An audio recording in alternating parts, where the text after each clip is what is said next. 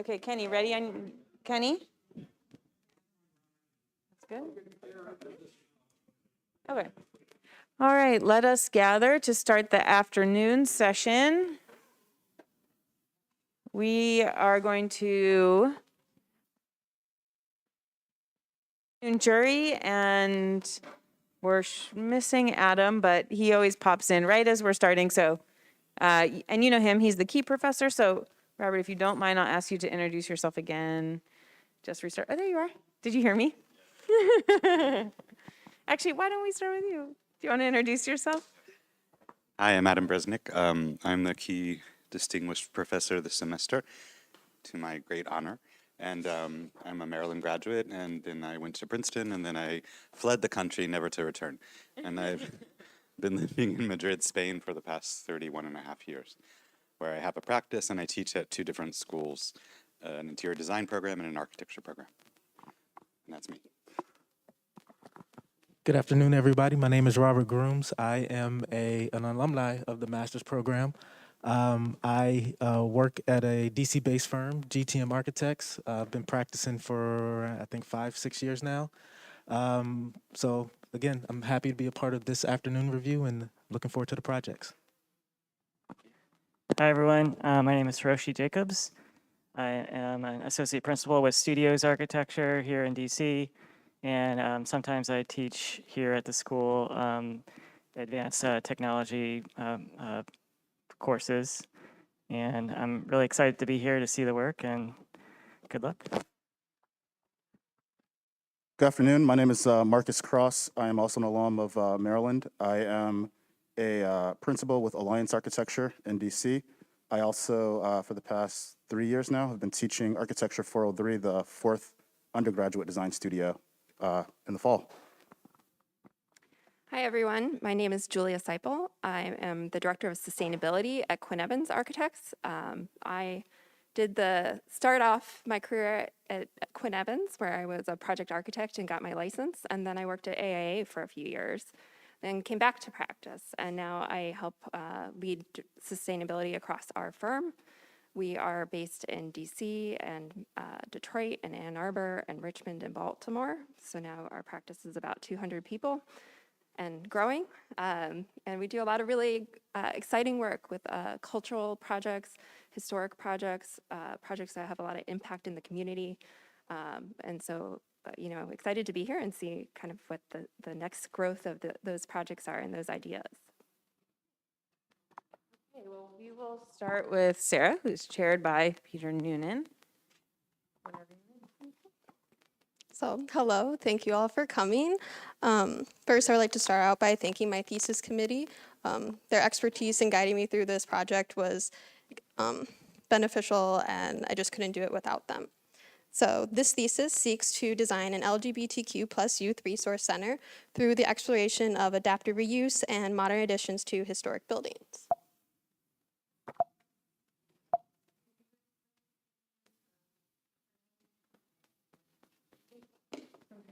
In the Zoom window and not in here, so there you go. And Okay. this will work. Perfect, thank you. So everyone has a different idea of what makes a safe space. When people hear the words a safe space, a specific place may come to mind, or it might even be a series of feelings and emotions. And while everyone decides for themselves what place is safe for them, there are common characteristics that people tend to associate with spaces that are deemed safe, such as security, safety, belonging, community, just to name a few. Many of us find these characteristics within our homes and communities. For those who do not have a stable home life or community to fall back on, it's challenging for them to find a space where they may feel safe. Over the years, youth homelessness has continued to increase. Currently, 1.6 to 2.8 million youth identify as homeless or housing insecure, and almost half of them identify as a member of the LGBTQ community. Faced with situations such as aging out of the foster care system, familial rejection, and violence due to their sexual or gender identity, these youth often find themselves in harsh and uncertain environments. In 2020, the Trevor Project conducted a survey to see the impacts of homelessness amongst LGBTQ+ youth. 28% of all youth surveyed stated that they had or were currently experiencing homelessness or housing insecurity. These youths also indicated experiencing increased mental health problems such as self-harming, depression, anxiety, and suicide ideation. In DC's 2020 youth count, they found that 29% of all homeless youth surveyed identified as LGBTQ+, and many indicated mental health concerns and partner violence. While LGBTQ+ youth attempt to navigate the uncertainties and mental health challenges of homelessness, they must also navigate the established systems that were not designed to meet their complex needs. Many LGBTQ+ youth have expressed feeling unsafe at current homeless shelters and transitional housing, as they don't know who else will be staying or working there, and their views of the LGBTQ+ community. Rather than taking the risk of staying at a potentially unsafe shelter, many LGBTQ+ youth choose to stay on the street or find any other place where they can rest. So identifying a place that has the potential to begin to create those characteristics of a safe space can be challenging. There needs to be a sense of security, but also opportunity for social interactions and community building. Constructing a completely new building has its advantages, but many existing buildings are in good condition for reuse and can have those positive characteristics associated with them due to their history. This historic identity can be a great tool when transitioning a building's use from one to another. This is the case for the historic Friendship Baptist Church located at 700 Delaware Avenue in Southwest DC, as its historic identity is one of service to community and sanctuary. The site and the church have had a history of surviving and adapting over time, from the original enfant plant to the urban renewal during the 1940s to its current use as an arts and events venue. The site and the surrounding context has changed over time. The church was first surrounded by row houses and fronted First Street and original L'Enfant Street. Now it sits surrounded by new developments, apartment complexes, and Randall Park to the east. The church's history begins in 1875 when Reverend R.S. Law and 54 members left First Baptist Church to create Virginia Baptist Church. 11 years later, the church was built and renamed Friendship Baptist. As the congregation continued to grow over the years, the first edition was added in 1930, and a northern edition was built in 1952 as a gathering space for the congregation and community.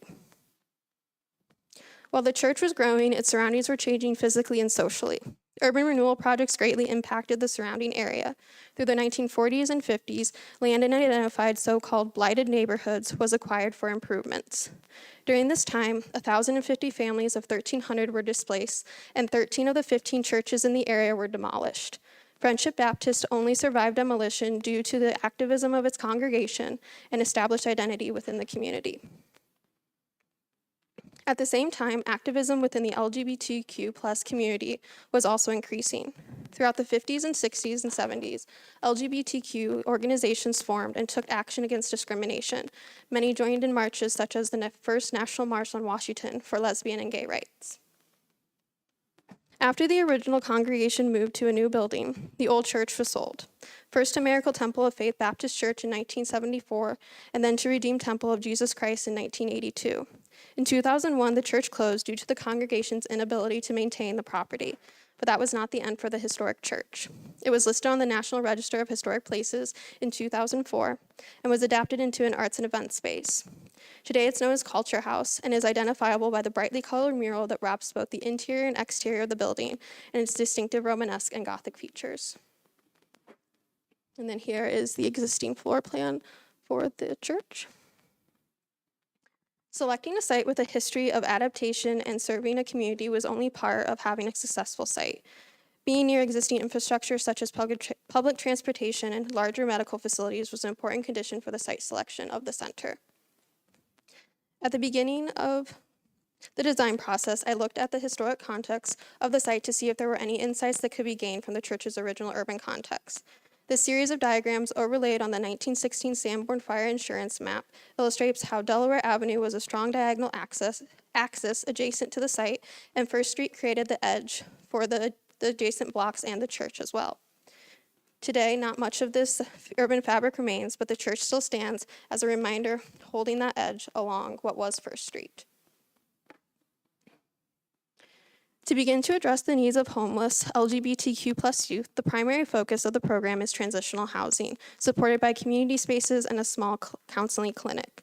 Providing personal space for these youths can help them start to heal and address the trauma of experiencing homelessness and housing insecurity. Having a stable place to stay with access to counseling services relieves some of the pressure they have been experiencing. It lets them stop, take a breath, and rest. To accommodate the proposed program, the existing square footage of the church was not enough, so new additions would need to be placed on the site. Navigating additions to historic buildings poses challenges that often provide rich design interventions. There are multiple ways to add on to historic buildings, but finding the best way often depends on the historic building, the program, and the site itself. Initial investigations focused on 3 party ideas. The first, enclosure, looking at introducing a new addition which would enclose the site and offer a great sense of security to its residents. The second, link, linking the church to a new addition through the use of a traditional hyphen. And finally, frame, which looked at using the new addition as a backdrop for the historic church. The design takes parts of each of the initial party diagrams to create a design that connects the old and the new, as well as provide a sense of security and place to build community. The findings from the exploration of the historic site context inform the site design. The site design begins to reference the historic landscape of the church. Looking outside the immediate site, we begin to reimagine reintroducing the historic axis of Delaware Avenue as a tree-lined walkway, reconnecting the existing green spaces to the northwest of the site. The footprint of First Street becomes a new edge or front for the site, now as a green plaza for people to come and gather. As I mentioned before, the program is split between the historic church and the new additions, linked through a series of bridges placed at existing openings in the church's north facade. A driving factor of program placement is to retain the church's identity of serving the surrounding community, while providing security and safety to the center's residents. Due to this, the church houses community spaces open to the public, continuing the church's legacy of being a space where people can come and gather. Providing security and safety for the residents is of great importance. They most likely lack these elements in their life when facing housing insecurity. Using a single-room occupancy or SRO typology for the long-term housing units instead of a dorm-style layout provides the residents with a sense of ownership to their own space and the decision-making power of who may enter this space. This idea of ownership of space extends to the temporary housing or crisis bedrooms located on each floor. Individual sleeping zones provide increased privacy and a greater sense of personal space compared to the traditional shelter layouts. Even though someone may need to stay only for a few days, they still deserve to feel safe and have their own space. When a resident first arrives, they may choose to stay primarily in their room, needing that privacy. As they begin to become more comfortable, they may start to interact with the other residents and the communal spaces on each floor. There are 2 types of resident spaces in the North Addition. The first are the informal areas found along the main corridor that act as an extension of the SRO units, almost as a front porch.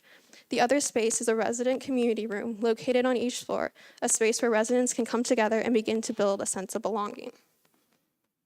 Once a resident is ready, they may venture to the communal kitchen in the Eastern Addition or the exterior courtyard, which act as a bridge between the private spaces in the North Addition and the public spaces in the church.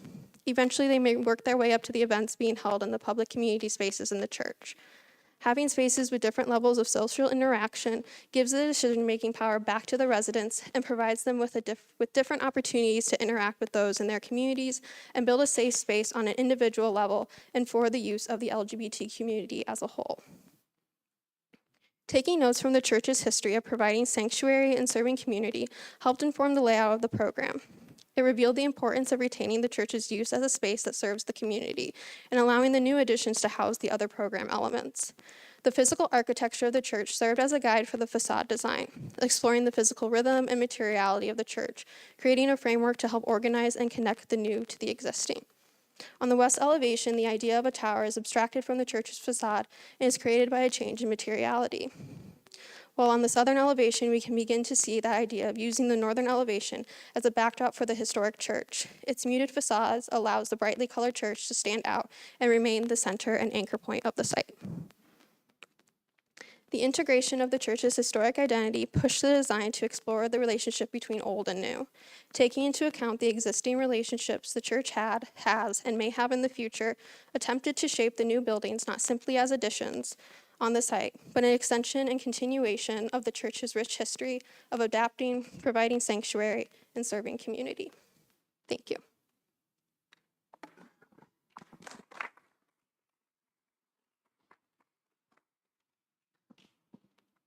Sarah, could you just help me probably put when you come over, obviously, Hill Street, your site's right there, and then is that an alleyway immediately to the north of your site, or is that a street? Or It's an alleyway for the apartments to the north. got it. So this is where historic First Street used to go all the way through, and then it was capped and removed. So now this just serves as more of like an alley with parking for these buildings right here. And then the street that comes off the circle, the dead end of the park, is that a legit street, or is that just another kind of alleyway as well? It's more of just an alleyway. It can get you back into the Randall Park, but then it just dead ends. Right now it's covered with construction. Is the church a listed landmark in DC? Yes, it's on the list of inventory sites. The second volume, the third volume, excuse me. So what is the third volume? The small piece? Yeah. This one, that's where the communal kitchen is, and it has an elevated place, like a cafe area up. So So the kitchen is under that. yeah, so if we look here. So the kitchen is in this front portion that opens up into the courtyard, and then there's an elevated floor that also connects up into the second floor of the northern addition. So residents can move in and out. And then the current configuration of the church building has this, looks like the raised sanctuary. So yeah, so the only thing that changed within the structure of the church was an extension of this elevated mezzanine. So historically, the sanctuary was on the second floor of the church, and then its lower portion was more for community activity, and then the two additions that I removed were just an extension of that. You said you removed two additions? Yeah, so the 1930 and 1952 edition, going back and forth, decided to remove them to open up the site to accommodate some more of the program, so I could fit more housing units in there, so they weren't like only 10 units. Since the church sits almost directly in the center of the site, keeping those really limited the interventions that I could do, so it was a design decision. Can I ask that the idea for the project come first, or did you find this site and like fall in love with it and just want to do a project here? The idea for the project came first. So I knew I wanted to do an adaptive reuse project, and I was trying to find a site that had space for an addition onto the historic building, because I didn't think that I could find a large enough building in a specific context that would fit the program, or I would find such a large building that the idea of creating a safe space, it would be too overpowering. Too many people would be coming in and out of it. So that was some of the logic behind the project and also the site selection. I wish you had marked graphically the difference between existing and new, because it would help understand the project more coherent. And I wonder, like, the fenestration on the first floor plan, that big window that you're showing. On the church? Yeah, on the church. Is that also is also that you on the backside of the church? Yeah. Yes. So there was an existing opening here for a door, and I submitted that to create views out into the courtyard. So that would have been covered. Which is museum. Yeah.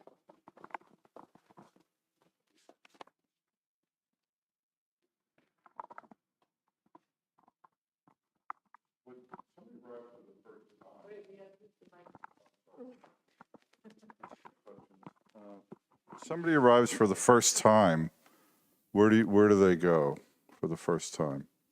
If they're coming there and they feel like, this is a place for them, where do you want them to come?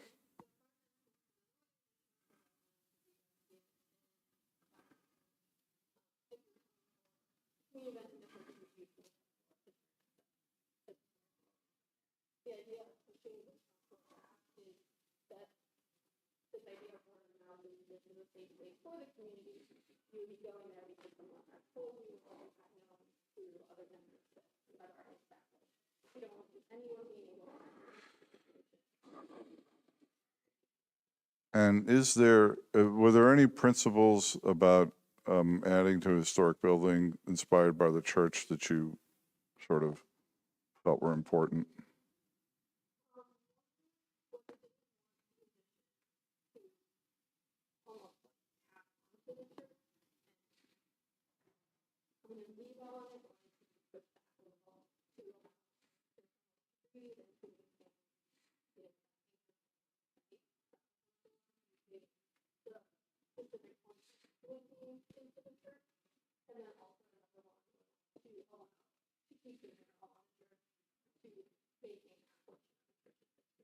Yeah. Which is very noticeable today. Yeah.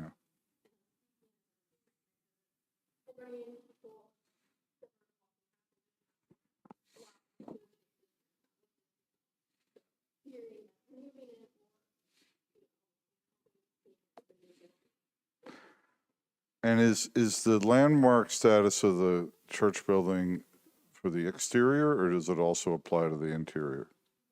Both.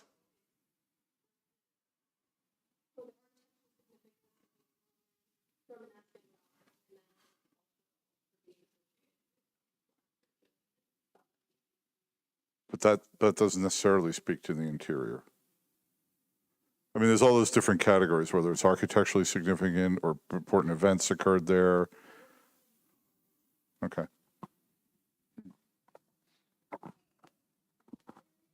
Well, I'm going to dive in and start making some comments. So I think it's a really interesting building. And actually, one thing that we've been commenting, some of the faculty members, is that Thesis should have a building. And, you know, architecture is not only the opportunity, but the object. So I'd like to congratulate you on that, because we've been I've been waiting to see a more architectural version of a thesis. So you're filling that expectation.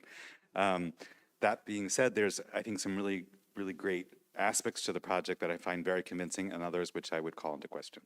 I think your biggest move is exterior and the facade and this language of how you've created this black band on the main facade or this dark gray color, and on that whole side facade. So you're creating these two objects on a tabla rasa, you know, on like a tabletop, like a, you know, cubist still life. And against that, you have the new service building and the existing church. And I think your main facade is especially, I'd say, successful, even in the way you explain it. I think it was a graphic that was on the screen of the proportional system and how things line up. And I think that's very convincing. And also the sort of negative space in the corner, that corner balcony, I find very attractive. Also the corner window on the other side. So I think that's amazingly successful and provocative. That nuanced reaction to the pre-existing space. So I renovated a church in an hour and a half from Madrid, and it's a event space. And so this is a topic which I hold dear, and actually got several prizes for it. So not trying to talk about me, but I do have experience with that. So what I find a bit lost opportunity is how you've articulated this new mezzanine level. So I think that immense subtlety and creativity with which you've treated the facade in the corner, I'd also like to see in the detail of how that piece is made. And it's sort of right now, it's very thick. I don't believe structurally it really wants to just be like that. There's no column underneath of it. In fact, sort of the arrangement of the interior might be, and also what is that space going to be used for? It's like a little too wide to be a hallway, and it's a little too thin to be a space. So I kind of feel like that's an opportunity, which I think is a good opportunity and are correctly, yeah, exactly, and developed into something else, and how it impacts on that historic interior in a more, exactly. And then I think you're very good on facade. So that back facade where you've created that new window, I think is really, really great and really convincing, and how that asymmetry within the symmetry, and I mean all of that, which speaks very well to the rest of the building. So I think you're working very well on the exteriors. I do have a bit of an issue with that other facade, the back side, or the other side. It seems a little less exciting, or less, it seems to a different language to me. So you have the corner window, which is cutting out from the overall volume, but then these verticals are sliding off. And so I think that's two different languages and also the other facades don't have that language. They're all contained within the canvas of the wall. And then here on the back, they escape. So I think there's a language issue there, a slight language issue. And to summarize, and to finish, Otherwise, I'll go on and on.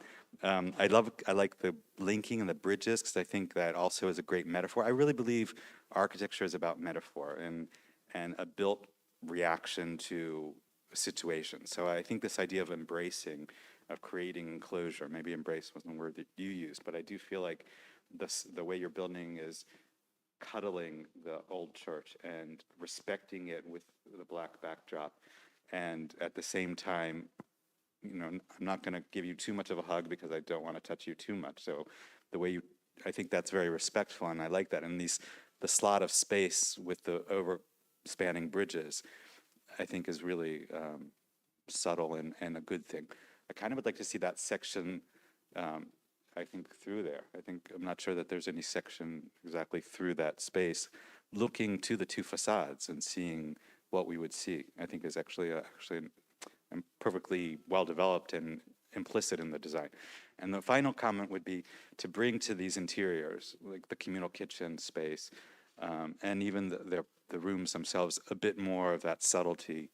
I think it's started and it's somewhat there, but I think you really could, with more time, further develop those aspects of the project. And thank you guys all for your patience. I'd first like to say I love your drawings. I think that they are well done. I think that they complement the story that you're trying to tell very well.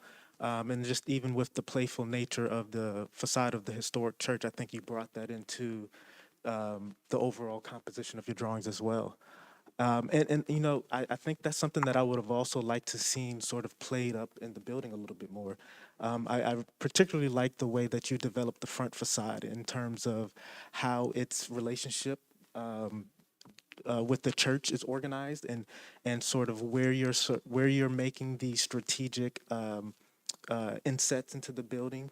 And I think I would have liked to seen that happen all the way around, because I do think that once you get towards the rear of the building, you start to lose that playful nature and that I think that tension that you're trying to tease out of what it means to design a building that's next to a historically significant landmark within the community, while wanting to respect it, but also wanting to create these strategic moments of intervention.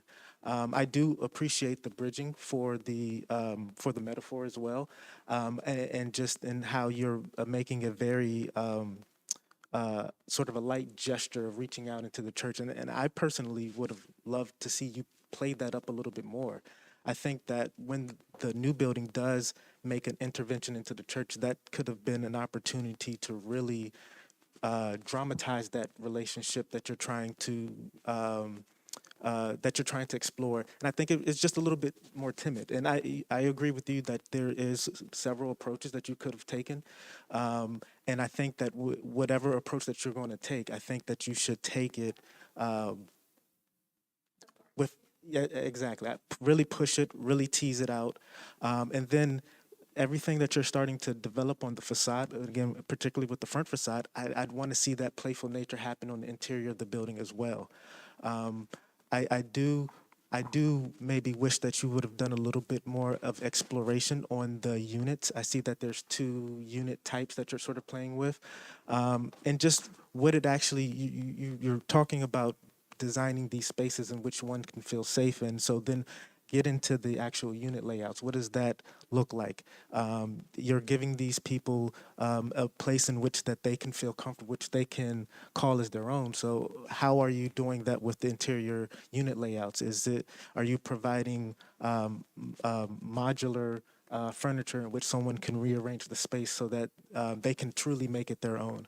But I do, again, I think I see the thought process and the tensions that you were playing with as you were developing this building, and I think you did a great job. And as I said, I would have loved to see that relationship played out a little bit more stronger. Just go for it, you know.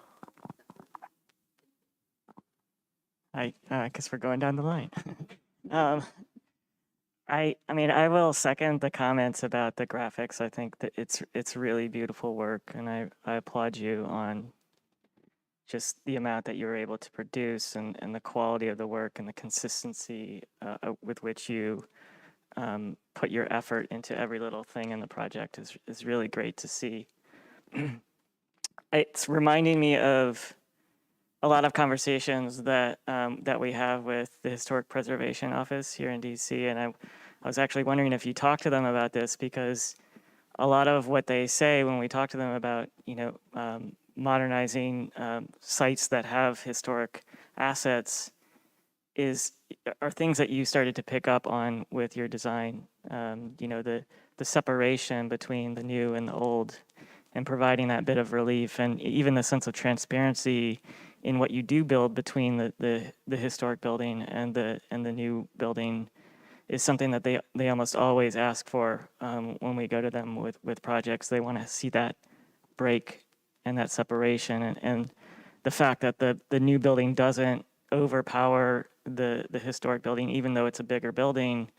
You've allowed it to recede into the background through your choice of materials. And the alignments in this drawing that you have here on the elevation, sort of picking up on some of those historic alignments and datums and really bringing that to the new tower, I think is also a really successful idea that is very powerful in relating the two while not sort of copying the old building. So if I had one critique, and it's very hard to find something to critique here, but it would be this sort of elevated bridge or sort of platform that you have on the interior. I sort of agree that I'm not sure what it's doing for you. It's providing another connection, I guess, but other than that, I'm not quite sure what it's doing. Having been in this building, I think there's a ceiling in this space today, right?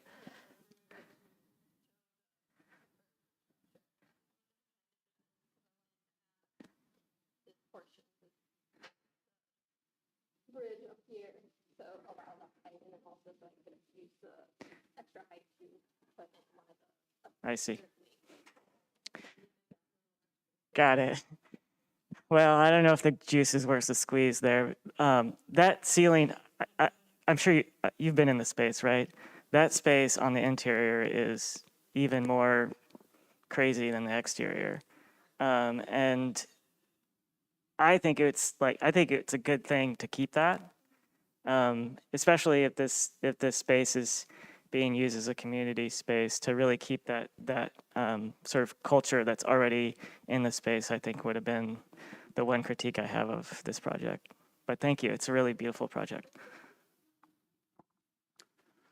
I agree with a lot of what's been said in terms of the quality of the graphics and the representation. I think the one thing that's missing, and this is more of a presentation thing that I think would help us have a richer discussion perhaps, is if you're going to do an adaptive reuse project, which you said was one of your intentions, it's always useful to have a bit more information about what exactly is there at the beginning of the project. And so I've been by here before, but I'm not terribly familiar with it.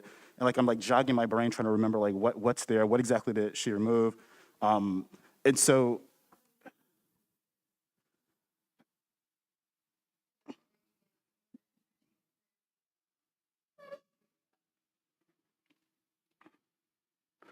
got it. It would have been helpful to have next, so we could just begin jogging around and saying, okay, so we understand why, because it's hard to justify the moves you're making. I agree that what you've done, kind of nestling the church with your intervention, is a smart move, but it's also kind of fun with adaptive reuse projects to have a little bit of the history, even the history that's not as grand as the part that you've saved. It's nice to sometimes be able to see and track what was there before and what you removed. So having that to have more of a dialogue between what the previous architects and owners of the site did and what you're proposing would have been a nice thing to be able to kind of analyze as you were talking.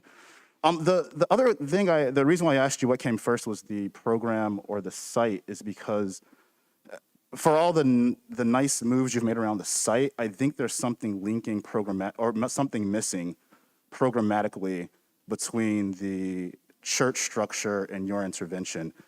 And it seems to me that the church structure itself, at least the principal one, its use would remain largely the same as it currently is. And I guess I wonder, as you talk about creating a safe place and creating a place that really belongs to the LGBT community and a place where youth in particular might come and hang out, you've got some kick-ass space right there. That's a beautiful volume. And, you know, I think back to Professor Bell's question about how much you could have pushed the interiors a bit more.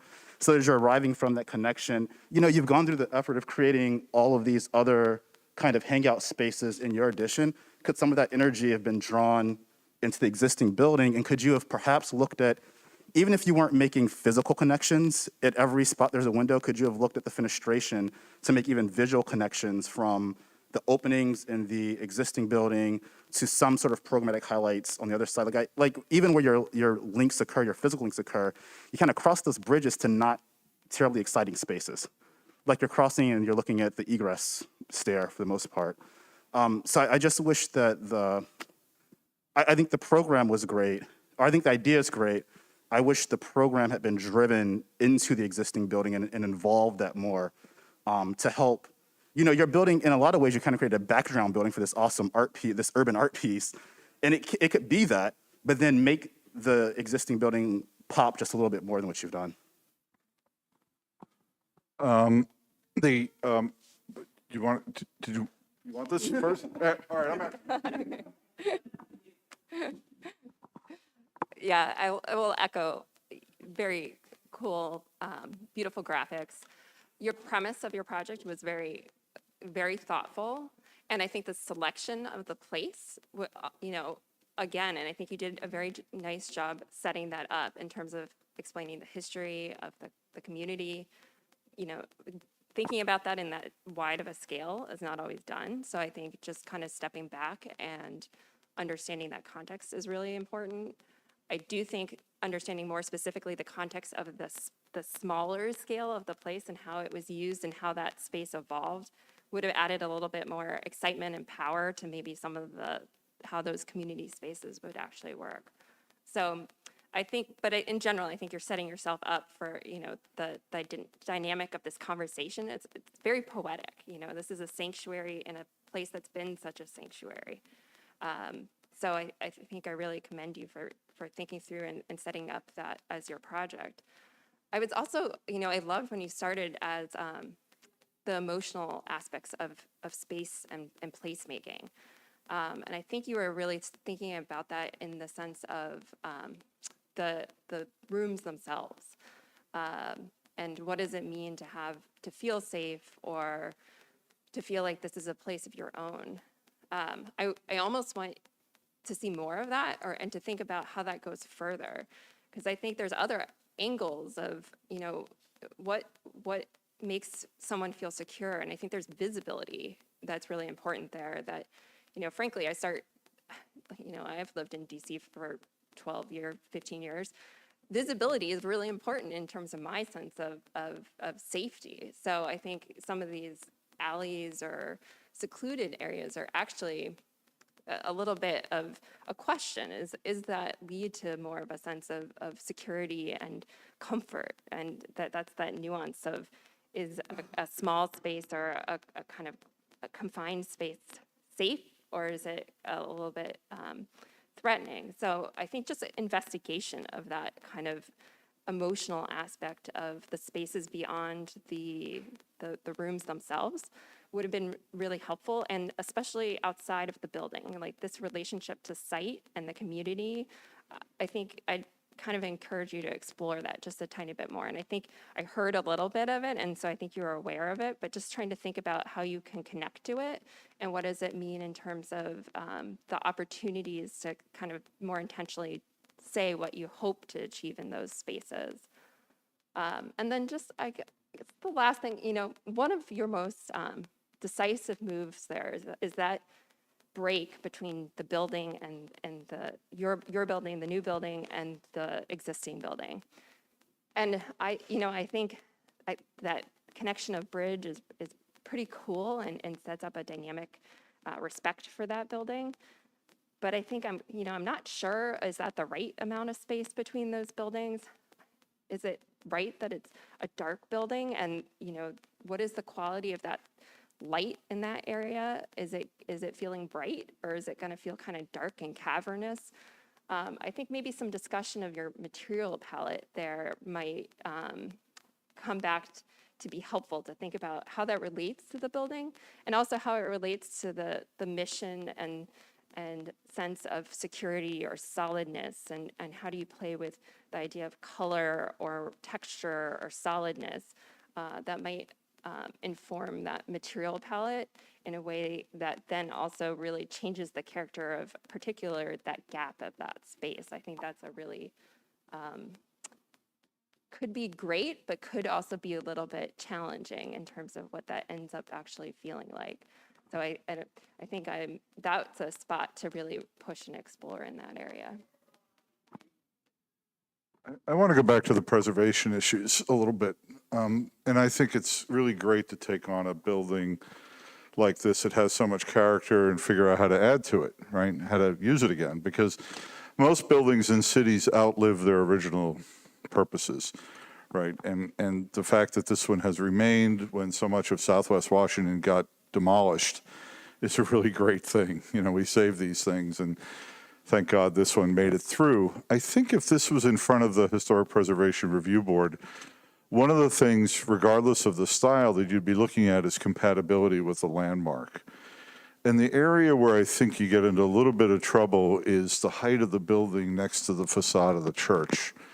You know, and I think that one strategy you might have pursued would have been either, if you were going to have it coplanar with the church, to have the top level set back or something that could address that, or even push the facade of the building back so that the side elevation of that tower could be seen. I think that would be viewed as something that would be more compatible with the idea of that facade, because I think that's harsh right there for that facade, quite honestly, outside of the materials and the color palette and all that. I think it sort of diminishes the presence of the church by having the church facade, by having this building so tall and so abstract next to it. So I think that would be a strategy. The second thing that I think is less of a preservation concern and sense of compatibility, but more of the organization of the building, I wonder whether one way to sort of organize this would have been, instead of having that door where you come in the little slot and you make a left to go in, whether you could actually come into the gate and go into the courtyard first, and it might shift all of the lobby and public programming stuff to a better relationship with the courtyard. So I think it's a little bit, to me, unsatisfying that this nice space that you've made that has this relationship and this relationship, on this side it's the cans and a corner of the room. And I think that could have been solved by taking some of these more public spaces, coming in here, maybe you come into the courtyard, and then these get organized in a way to relate to these three things. And it would animate the public space of the ground floor in a way that would give it a sense of territoriality for the public ventures of the building. I think that would help the plan a lot, rather than everywhere that happens, it seems incidental in the plan relative to the courtyard. It's the bedrooms on some levels and things, and I think that would make, even if you took, and it might be okay, Marcus's point about having different unit types, maybe some of these at the end are bigger, and you take these lounge rooms and maybe they go through and there's some relationship of the courtyard to the exterior wall of the street and things, so that you get a sense of being part of the city, but also you have a sense of the privateness of the courtyard on the inside. But, you know, I think what the other thing I think is nice about the project is I can imagine this both as the program you've designed it for and as something else. In other words, it may live on as something that's not, maybe our society advances to a point where we don't need necessarily a safe place for these people. That would be nice, wouldn't it? You know, that someday they declare victory and say, well, you know, our mission's over, everything in society is better than what it was 25 years ago when we started. That would really be a great thing. I think you would want to, to my mind, probably revisit a little bit. The final comment I make is I think the facade is if it was pushed back, I would have less of a problem with it. Having it right there up against the building, to me, dominates it in a way that calls so much attention to this piece, even though this has got all this Technicolor color on it. My eye keeps going to this because of the height and the sort of very abstract nature of it. And I think that's something I'd want to rethink.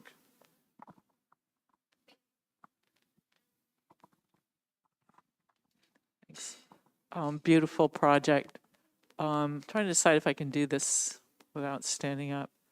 Well, I just want to appreciate the black band on the facade and the inner wall. What is that material? Is it stone? Slate. Brick and slate. Okay.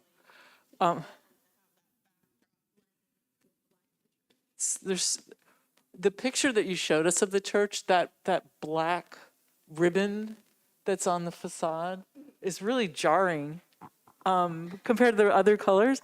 And your choice of that material kind of gives it more of a context, which is a really clever benefit of having the black band there. And I don't know if that was that intentional to kind of, yeah. It just made sense to put the abstract version of the tower element towards the church to Yeah. keep that rhythm. But the brick tower also kind of acts as a bookend. Okay, so we come through here, and then we get to the back of the building, and I don't see that band anymore. And I'm not sure where it ends, because I'm looking at here. I'm assuming that would turn again. I was wondering if, would it be okay to continue that band on this side? Yeah, so that it becomes like a three-dimensional expression of that zone. And then I was looking at this wall. I guess I'm too short to touch any of this. The wall between the old and the new. And I'm not fully satisfied with how it works right now because it's tall, but then it doesn't go all the way over. And it's also taller than the big window in the back. So one thing I was thinking, just as an elevational idea, is could it be the height of that windowsill in the back? Could it be the gray, maybe push back just a hair, and go all the way to the church? And then you can develop like that opening that kind of corresponds to what Matt was talking about this zone through here. So rather than have the gate in that corner, the gate could be in a big opening in that lower wall. Yeah. I mean, these are just subtle things, but there's so much to appreciate about this. Oh, one last little thing. This is also very minor, but it's easier to show it here. This element, I think I wouldn't do it right there because when you see it in the elevation, it's very awkward. So it kind of lands in the middle of a window. I think I would bring it over to this edge of the window, and I'm not sure. I guess it's because you have like a certain height you wanted to achieve on the street. Is that why that jumps down? For parapet, and then also the height to get all the floor levels in. Like the other reasons that this actually could be, they're take off this portion and keep it flat, but another reason was to mimic the roof plane of the tower and the church. Yeah, I mean, proportionally, it looks nice on the facade. So I just think the transition could be in a different spot. Yeah. Okay. One other thing about some of these things people have been talking about, go back to Marcus's point about the unit types. If a developer was doing this, one of the things they would say to you is, well, are we on the property line? And you would say, yes, we're on the property line. Are we on the property line for the facade on the top part of the plan? Is that on the property line? Oh, it's 10 feet back. Then okay. Okay, well, one of the things in DC that's a little zoning trick is you can pick up extra FAR by projecting bay windows over the property line. So it made me think, well, if it was on the property line, I would take those little internal balconies and I would turn them into, push them out.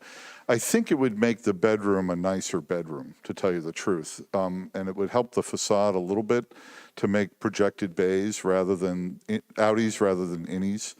It would make the room simpler to furnish, and it would help the street wall. There would be a number of benefits. Even if it wasn't on the property line, I'd still consider doing something like that because I think it would really help the planning and the facade experience of the building. But I think this is a very nice project. I mean, it's a project I could imagine in its simplicity, doing a lot of things for a lot of people. You know, it has big rooms, it has small rooms, it has places you can go and be by yourself if you felt like you needed, you know, time, or you could be with a small group. But it also has communal spaces. I agree with Marcus that the big room is a bit of a missed opportunity relative to that. It could well be that that big room is not maybe just for the community, but for the community you've designed for. But it might be something that is for the overall community, where certain kinds of activities people can rent it out and things. It seems like the kind of thing that could be used by more than one group. And that would be okay, because if other people came in there, they would learn more about the mission of this institution, and therefore, you know, spread the good word in the community about it. And then but they wouldn't be permitted to come into the other more private parts of the complex. And I think that would be a good thing.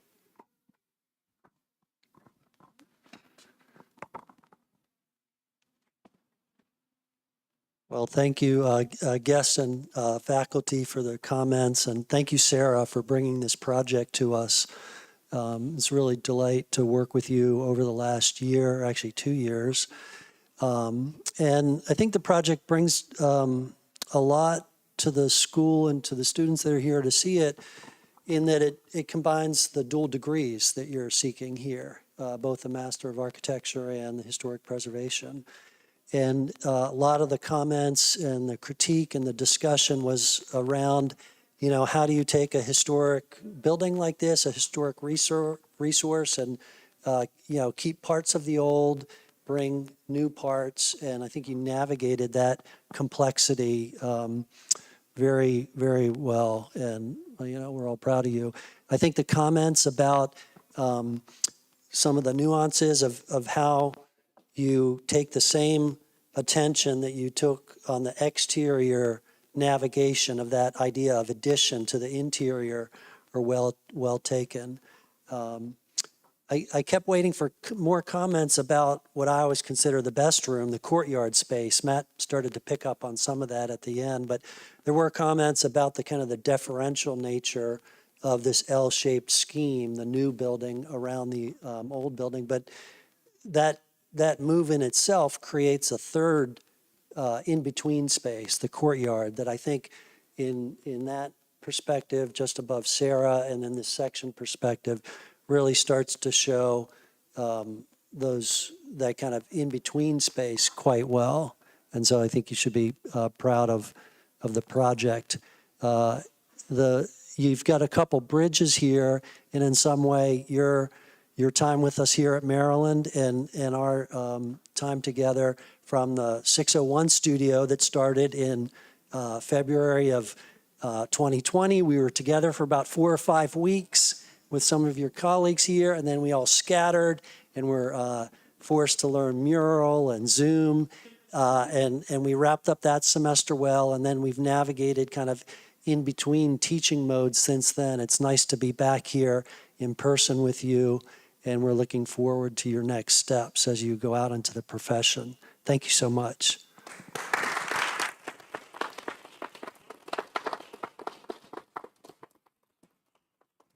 All right, great. We are going to be rotating 90 degrees and switching the presentation over.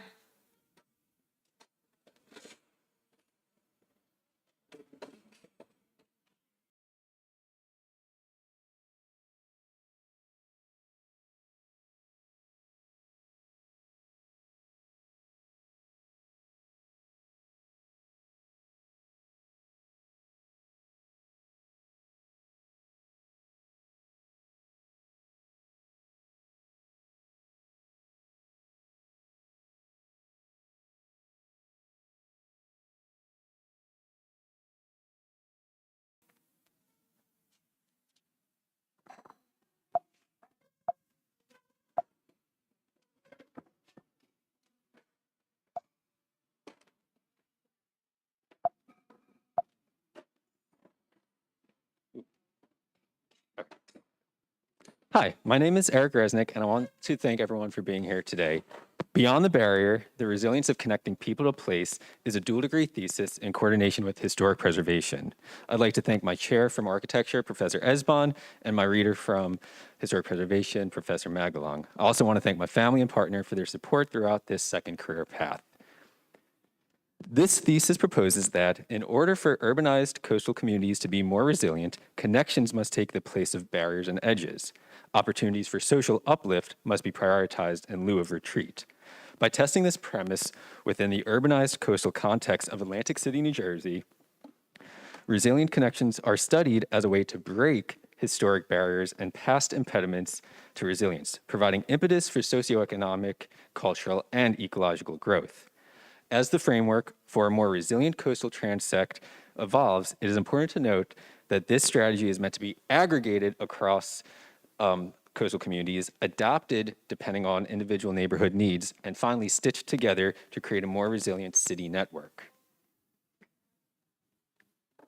As background, there is consensus that seas have risen nearly 18 inches since 1900, and by 2050, this report came out a few weeks ago, it's with near certainty that seas will rise another 1 foot. So with this, approximately 250 million people worldwide are within 6 feet above sea level, and in the US alone, 13 million people live within 6 feet above sea level. So what is resilience? We hear the term a lot. With my research, it's led me to define resilience as the ability to recover and adapt in response to adversity. So it looks to be proactive in planning rather than reactive in response. Currently, we see two main approaches to what resilient infrastructure is. We see the gray approach, which is the seawalls, bulkheads, canal pump systems, raising homes, and then we see the green approach, which introduces regenerative landscapes that naturally build up land over time and allow for biodiversity. So this thesis uses a combination of the two noted approaches, but adds an additional approach that could be coined as social infrastructure. While cities continue to harden edges with barriers and seawalls, the proposed transect of this thesis serves to connect perpendicularly to the coastal edge, proposing ways to reconnect people to place. So why Atlantic City? Atlantic City is being proposed as the pilot city to test this framework because it provides a diverse coastal context, both ecologically and socioeconomically. By encouraging adaptation of existing resources and landscapes, providing facilities for research and learning, securing hubs for participation and growth, and providing spaces for community support, coastal cities can be resilient through interconnections, allowing for continued growth despite the impeding threat of rising seas.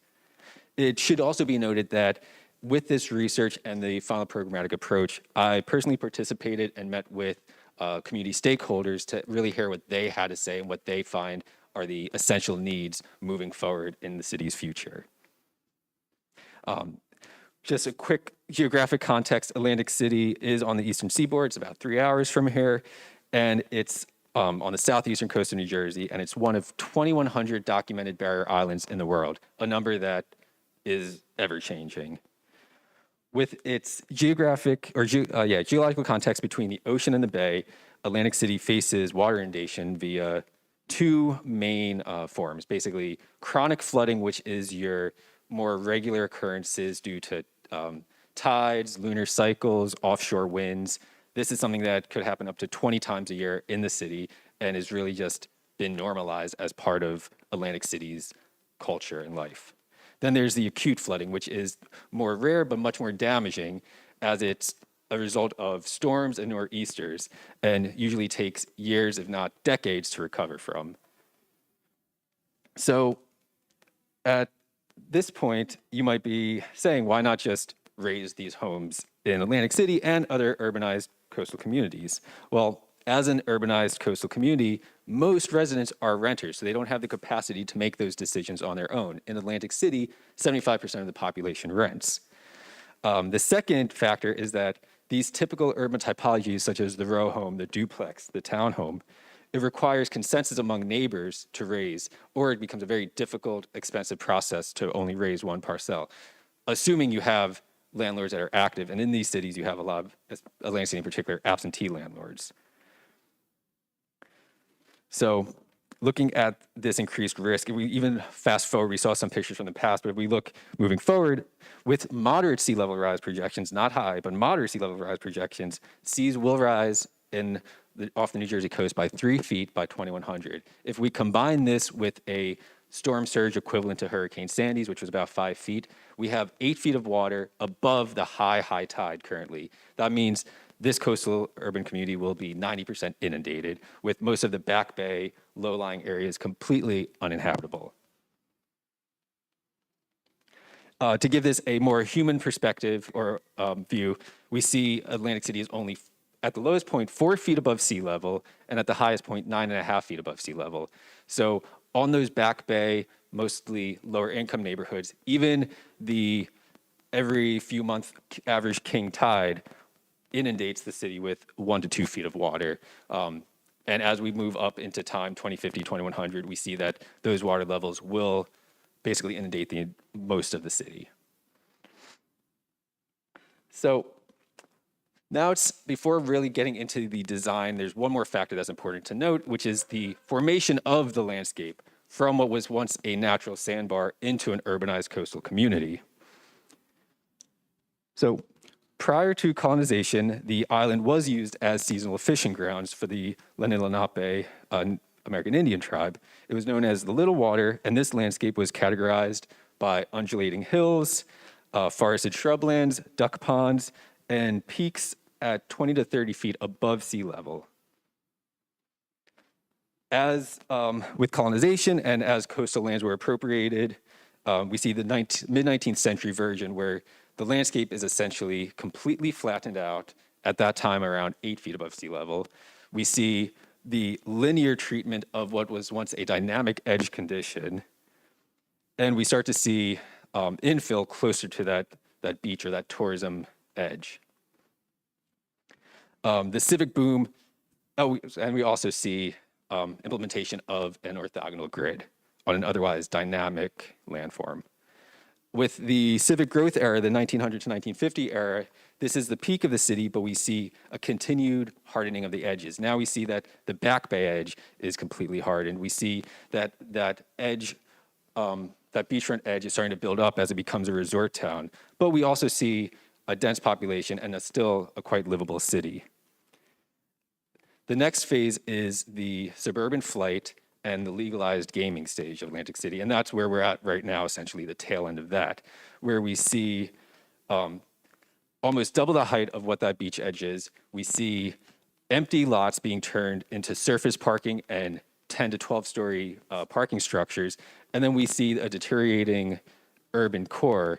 And now we essentially have not only a deteriorating Back Bay edge, but we have an isolated residential neighborhood, this core, and then the casino edge, which takes prominence in terms of socioeconomic talks. So we really have a separation of people in place. But part of Atlantic City's and most coastal communities is the tourism. That's why people move there and reside there, because of this tourism appeal.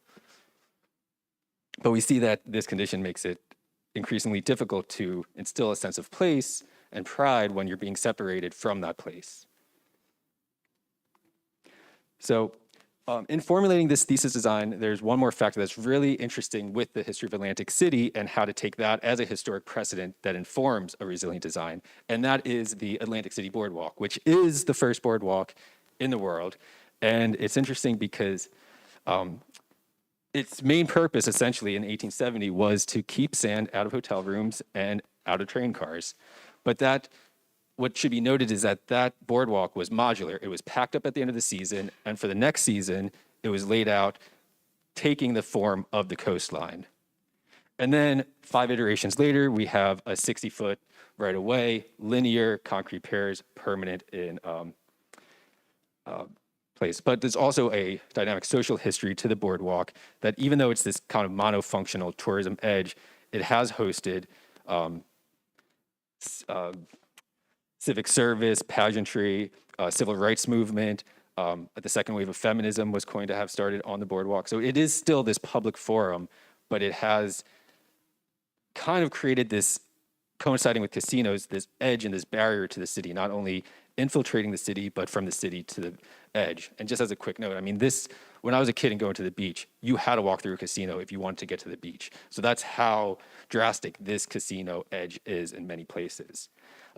We also see the critique of the boardwalk. It's dissonant with nature. It doesn't really allow that interaction and that harmony. And then, as mentioned, it's this linear path versus taking this dynamic contoured landscape.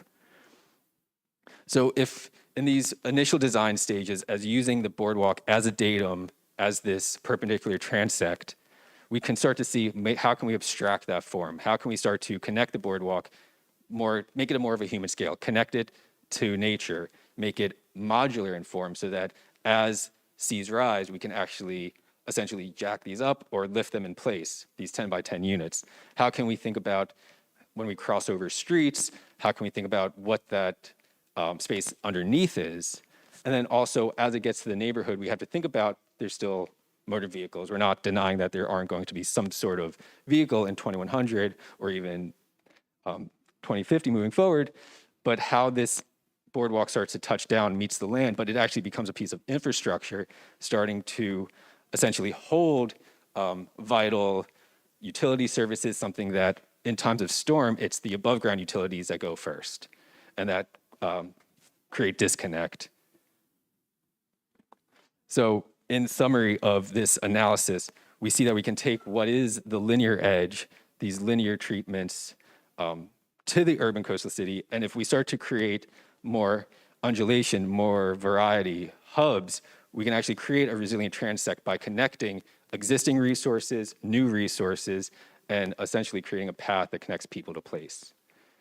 And as a quick note, because at this point you might be saying, okay, you see this design, which I'll get into, but who's paying for this? How does this even get funded? This is such a pipe dream. But it should be noted that this is within the realm of the city, the state, the federal possibilities with U.S. Army Corps funding shoreline stabilization projects, Chelsea Economic Development Corp., which is a local organization, NPS for historic buildings, we can get tax credits, CRDA, which takes a percentage of casino revenue and gives it back to the community, and investment from local universities and nonprofits. So in citing this design, even though there's multiple transects, this is the one that I chose to investigate further for several reasons. This is the Chelsea neighborhood. It's a culturally diverse neighborhood. It's also one of the most vulnerable neighborhoods as the Back Bay edge is only 5.5 feet above sea level. It also includes a lot of historic resources, this underutilized parkscape, and it also is one of the shortest transects in the city. It's only 2,000 feet from beach to bay, about a 7.5-minute walk.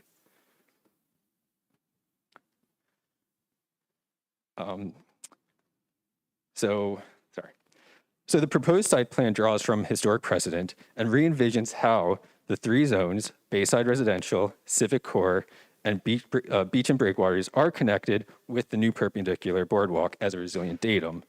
This Bay to Beach datum links people to their community and enables continued responsible growth.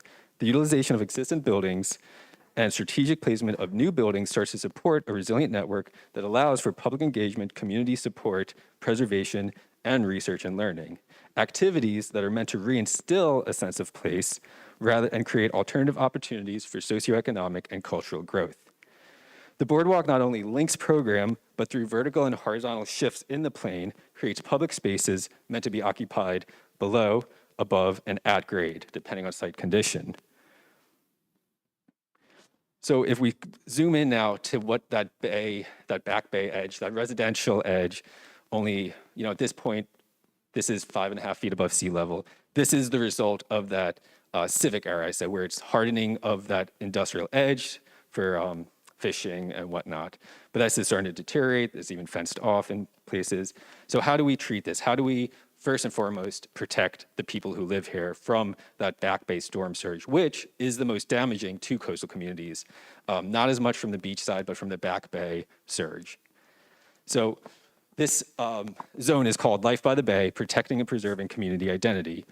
Essentially, the framework is identify post-industrial bay edge, terrace and soften that edge with natural landscape, integrate this boardwalk with the habitat so that you're starting to connect to the other transects, and then connecting and protecting the neighborhood in times of surge.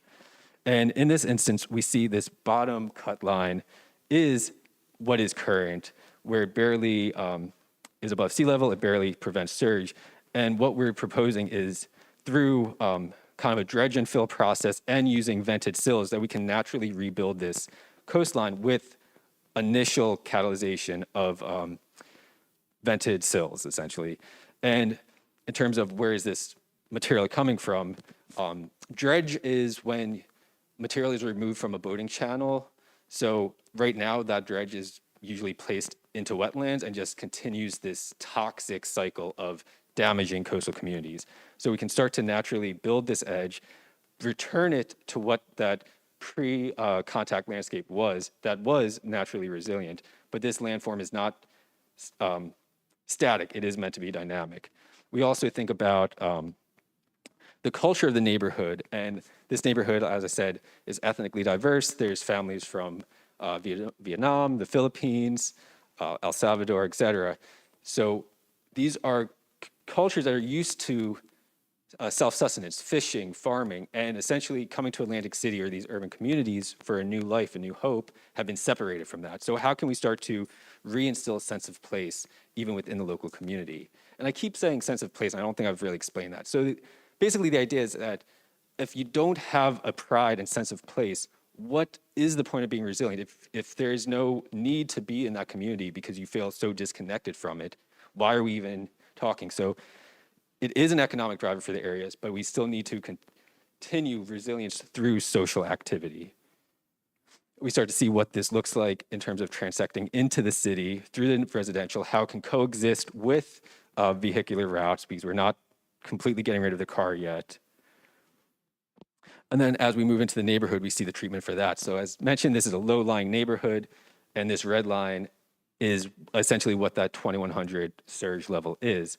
So again, responsible fill using surge material. This is meant to be completed over time, not just in one shot, because as mentioned, the boardwalk is returning to historic precedents and it's modular. And we also see increase of social activity, enlivening the street, thinking about stoop culture, reactivating public space for the people versus for, basically it's a 45-foot right away right now for one car every 20 minutes. We also started to think about what are those scalable approaches to stormwater management. We have so much impervious surface, so how do we treat that? And that's where we start to look at localized stormwater management. And what's interesting about this approach is that we can use these as also a way to connect people to place by making these historical markers. We can start to think about what was once here, if it was a historic property, create a historical park, but that also is a piece of infrastructure. And in terms of stoop culture, this is what we start to envision in connecting what is the existing sidewalk to this boardwalk datum and creating a safer, livable community that in times of adversity, people want to fight for, people want to stay and rebuild and grow stronger. The second zone is the reclaimed civic core. So this is where we see the parkscape where that deteriorating commercial core was and how we can start to use interventions that utilize existing resources and bring, basically create community hubs that not only are emergency hubs, but 99% of the time act as cultural centers. So this, there's several civic buildings throughout the city on this main avenue, whether it be abandoned churches, fire halls, but in this transect, it's a abandoned Masonic temple. And we can start to think, okay, the reuse of historic resources for participation and growth. What is that framework? So we're identifying underutilized or abandoned buildings. We're integrating them into this boardwalk datum. We're creating now programming and a platform for entrepreneurship and growth. And then from there, we can catalyze responsible growth beyond. So in this section, we start to see what each of these levels could be, but how that boardwalk is abstracted as a vertical uplift through the space. So in this instance, we could look at the ground level as an incubation space, thinking about alternative opportunities for socioeconomic growth aside from tourism. So in speaking to the community, there were talks of how these families wanted to open restaurants, but got to pay rent. So here's low impact ways to diversify the economy through incubation space. The second level could be about preservation and learning, about, again, reclaiming place, reclaiming intangible histories, because so many of the tangible histories have been raised in the history. The third level talks about creating and making, and talking with the community. There's a need for music studios, art studios, maker spaces, just places for people to basically use their hands and be creative. And then the fourth level is where we have community and support services. So if we look at FEMA documentation, it comes, depending on the form, it might be in 7 to 11 languages. Well, in Atlantic City, there's 40 dialects spoken out of 28 nationalities. So here we can start to think about navigating those bureaucratic processes of resilience, but in a place that's familiar and safe. And I'm gonna skip that. What the idea is that this is a community hub, it's a cultural center, but in times of emergency, it's a place that is familiar. It's a place that the boardwalk leads to. It's, you know, you follow that boardwalk, you are going to end up in one of these places. And it really is meant to be an extension of the living room in a way, where we start to see that activity, that growth, preservation and learning, creation and making. Because really the alternative is to, in a time of flood, is to sleep on a cot in a 300,000 square foot convention center with your 3 kids. So if we can start to scale approaches to what emergency response means. As we move to the bay or to the beach, we start to see what this boardwalk and how it interacts with the parkscape. Thinking about floodable landscapes as a way to collect stormwater. And again, this is not meant to be flooded all the time, only in wet seasons. In fall and summer, it's assumed that this, or fall and winter, it's assumed that this would be dry and landscapes for festival activity, recreation. But we start to see that connection of, again, allowing nature to return to this place that was once very dynamic and ecologically diverse. And then the third and kind of final zone is that beachfront edge. So this is called A Better Beach, Charting Responsible Growth for Urban Coastlines. So how do we take these, in Atlantic City and many coastal cities, we have what used to be resorts, hotels, and now they've basically become surface parking, maybe more so in Atlantic City. But how do we treat these edges? Do we continue to build? Do we let it become a natural formation? Are we past the point of this becoming a natural dunescape once again? So we think about activities that not only rely on that intersection of that public boardwalk edge with that residential edge, but we can start to instigate opportunities for research, learning. What's really interesting with Atlantic City or New Jersey in particular is that they just signed legislation saying that climate education needs to be taught in grades K through 12. So there's opportunity for these different cities to really become hubs of research, learning, engagement, activism. And the approach for these similar hubs is, you know, the framework is identify the vacant lot, stitch the boardwalk into the city, that perpendicular transect, integrate the boardwalk and the building, so we're not just creating another mega 500-foot casino tower, but we're starting to think responsibly, because if we don't build responsibly, someone else will build irresponsibly. And then adjusting for solar, wind, views, because we still, if we're thinking about the whole cycle of why sea levels rise, why climate change, carbon emissions, we still need to be sustainable. And again, this is just an idea of really the takeaway of this is that how these buildings can hover over the landscape, allow for that underwash of the natural dunescape to continue, and then how we also, as it's stepping down to the city edge, is also elevating above to connect to that resilient boardwalk. So we are really using topography a lot in this proposal. And essentially, this proposal says that we have a wing for exhibition and activism and public forum, and then a wing for research, which includes laboratories, libraries, classrooms. Just how do you educate the next generation on these very complex issues, and create a new kind of active young future. And that is beyond the barrier, the resilience of connecting people to place.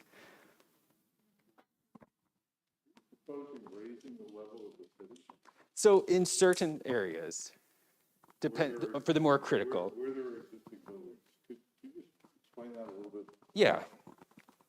So if we look at the transect of this being the residential, 2 being the civic core, right now, the civic core is the highland in this transect of the city. It might not be for all transects. So in this one, the residential is the lowest. So thinking about a stepped approach, not saying that we're going to grade 4.5 feet in one shot, but if we can start to kind of equate it to a 25-year paving schedule as, yeah, well, the landscape, because a lot of those buildings in that neighborhood are already above that 10.5-foot watermark. So luckily, there didn't have to be intervention for that. But in other areas, there might have to be that raising or some sort of levee. But it's really also, water is going to find the path of least resistance regardless. So to say that we're going to keep the water out is, I'm not going to say that.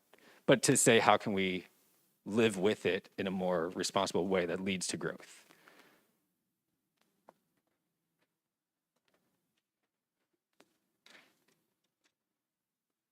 Okay. How often is it getting flooded now, and what happens to those buildings, and the people who are there? Like, what's the turnaround time in terms of getting back in place, and how does that? I think there's a lot of change. I think you're setting up a lot of really good issues of the problems, but I think that how fast you can get back into your home is just going to get worse. So how do you see that happening right now? Yeah, so in terms of frequency, I think 2021 or 2020, we had extreme flooding above the high flood mark, I think 20 times in the city. So this condition that you see on this slide happened 20 times, essentially. So we see that it's, because it might be a foot of standing water, it's not quite getting into homes yet. But if you think about students who have to commute, right now there's a report saying if sea level rises another foot in the city, 7 out of 11 of the public schools will be inaccessible during flood stage. So it's not entering the homes yet. In Hurricane Sandy, this neighborhood, it was up to about here. So in terms of return time, I think it's the water in the past. It might be a few hours of this kind of dire flood stage. With Hurricane or Superstorm Sandy, we saw that being sustained for half a day overnight. But essentially, it's this is just, I think, approach to keep yourself safe at first. And then as there's more capacity, more public influence, then we can start to think about what is the responsible way to raise homes. Maybe that becomes the kind of amphibious suburb. There's so many other ways we could do dry proofing, wet proofing, raising, but you'd have to get consensus for the townhouses, floating architecture. Yeah, and that was something, it's interesting because in the very beginning of this thesis, back in September, that was my idea, as I thought how poetic it would be to just abandon the island and let it become a sandbar again. And thinking about it and then going back and forth, realizing politically and economically, it's very difficult to buy out that much property, just even though it has low property values. But this is still, it's a place that people have moved to find a new opportunity. And that's the first settlement was based on tours serving service industry, essentially. So, it is something I grappled with, that retreat, that relocation, but also looking at the flood charts. Yeah, this is meant to be shocking and saying, with the storm surge, the city's going to be inundated. But if we really look at 2100 and a 3-foot sea level rise, with average high tides, you might have a few acres completely uninhabitable. So this is worst case scenario of what to plan for. But in day to day, yeah, you start to have to relocate, but it becomes very gradual with these projections. In your envisioning of this, First off, thank you. I think it's a really compelling, it's an important issue to tackle. I think you're doing some interesting thinking. My question to you is, in your thinking of this kind of modular approach, which I also appreciate, kind of a modular rollout, gradual, incremental, if this were to be implemented in a wider range, does the casino ban, does that survive? Technically, I'm still employed by them, so I don't know. It does. So I just realized also, I was so flustered. I don't think anyone's seen my face in about 2 years. So this is what it looks like, everyone. Take a picture. So this is the first of that casino ban. It has never moved past that stage. And currently that casino is abandoned. So for the last 7 years, concrete panels are falling to the street. They already had to demolish one. Maybe you heard about it in the news a few years ago. But the idea is, and this again, was something I thought about in September, and then I was like, nah, the scope is getting too big. But how can we also think about, as we change, or as we divert away from this casino-based economy, and maybe the new economy is resilience, because Atlantic City is so diverse and has so much to learn from in terms of international influence of what this place is. We already have the hotel rooms, we have the international airport. You could really come here and set up camp and start your work within a week. But as these casinos become abandoned, there's this idea that maybe they do become emergency housing and research housing.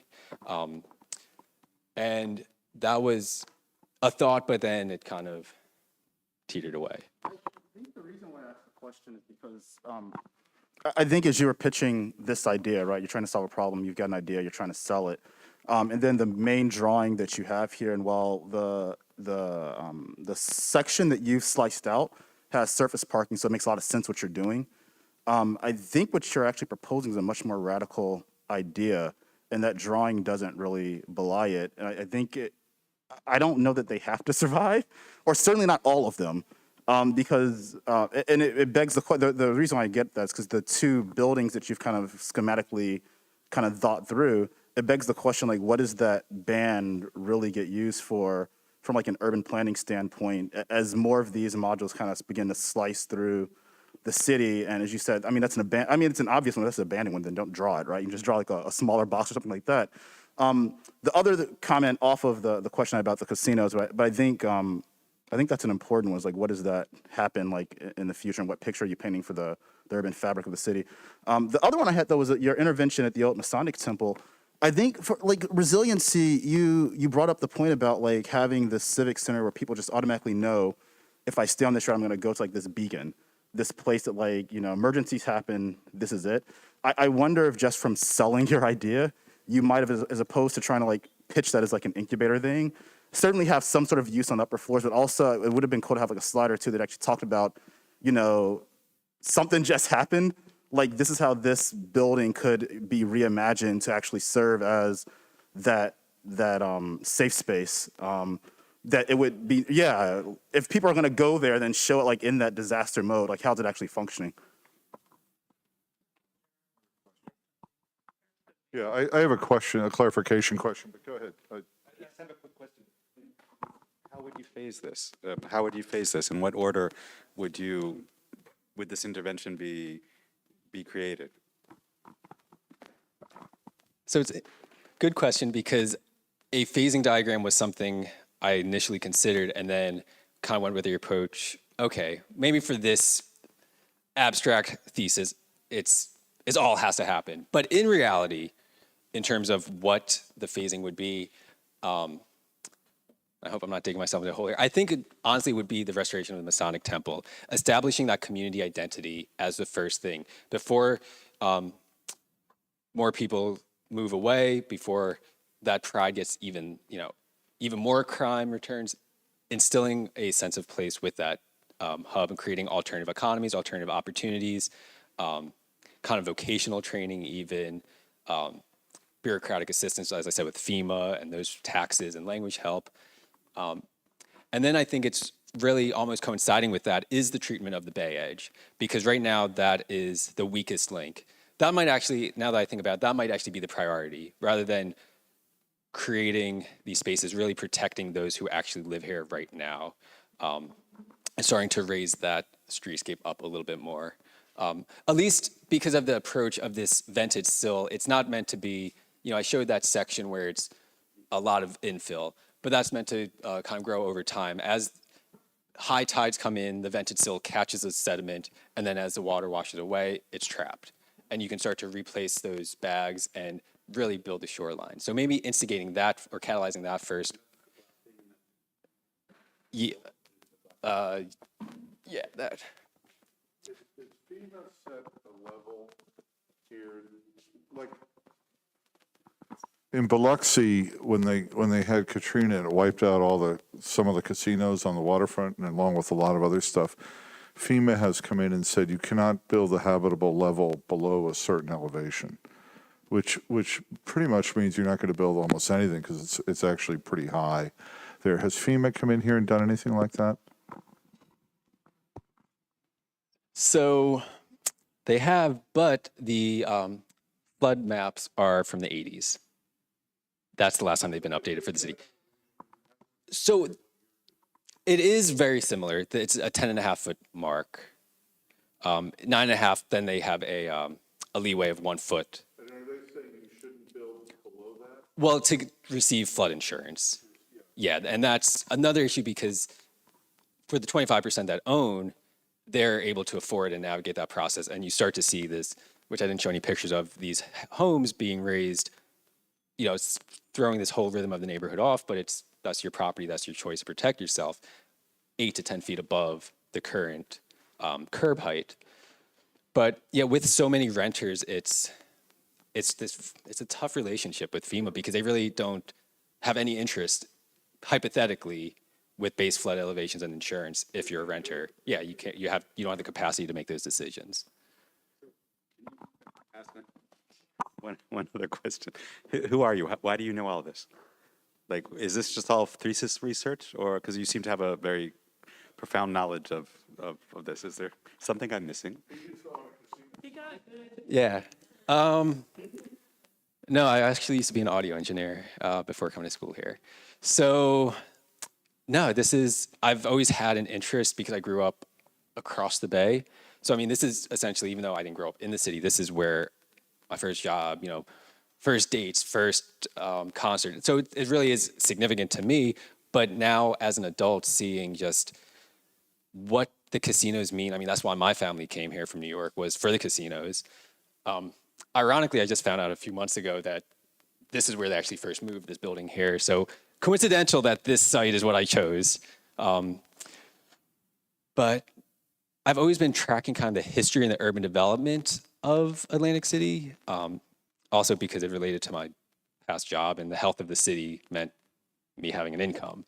But then in terms of, really I made the decision to study coastal resilience this summer when I was on the beach looking at the city. And I said, okay, that's it. So yeah, most of this has come since summertime.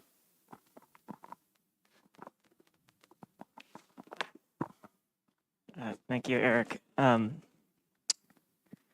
First of all, it's a ton of work, and I was struggling to keep up with all of it. And I guess what I'm sort of struggling with is trying to understand the problem that you're trying to solve here, because you started off by talking about the gray barriers and the green barriers, and then you said something about you weren't going to try to stop the water coming in because it's going to find a way anyway. But it seems to me like the big move with the intercoastal waterway is to stop the water, build a levee, which we've been doing for a long time. And I'm trying to understand it seems like everything that you've done is about the pedestrian sort of tourist and not really solving the issue of the water, coming into people's homes, other than building a levee. And so I guess I'm interested in your perspective on why the boardwalk and what is that really solving?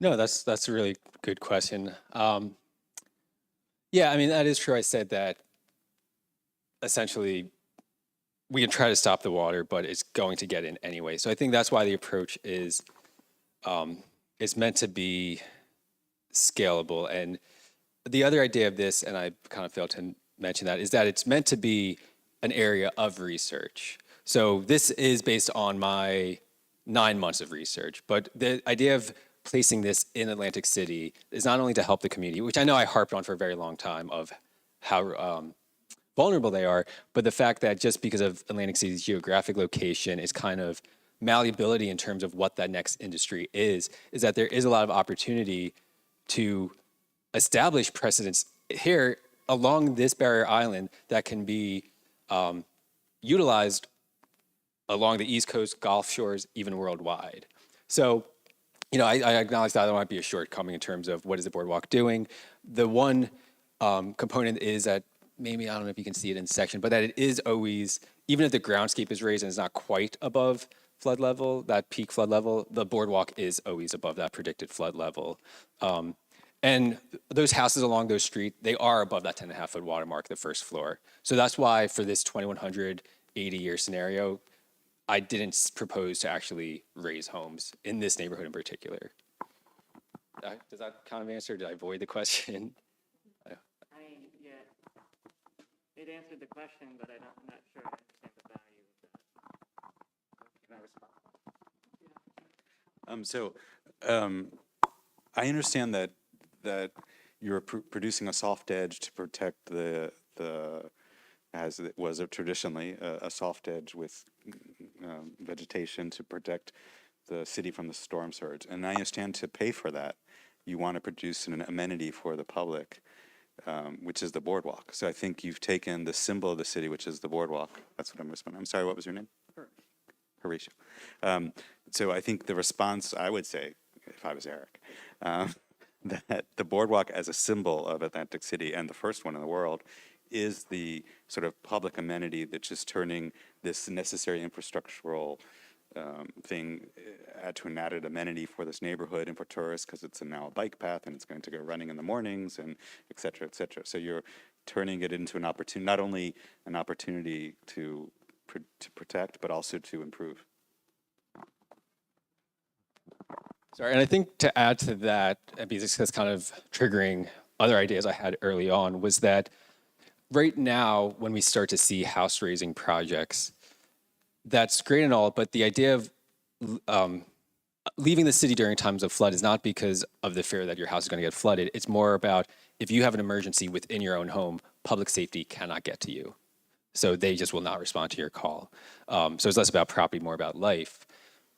So in terms of, introducing this boardwalk, I think the idea was also that as we start to figure out a way to raise these homes as that 3.5 foot above, right now it's, I think this neighborhood, it's like 3.5 foot above the curb height. So it's right at that 10.5, 11 foot watermark. Is that if this goes past 2100, this city, say 2 building cycles from now, we decide seas aren't as bad as we predicted, we have another 50 years. We can start to, at least we have that established infrastructure to link to. So maybe it's not the entire block at the same time, but at least you're not isolated. You have that circulation, that access, which, I mean, that's something I could think about much more. So I do appreciate that question. It did kind of have me, I had to think about it, so thank you.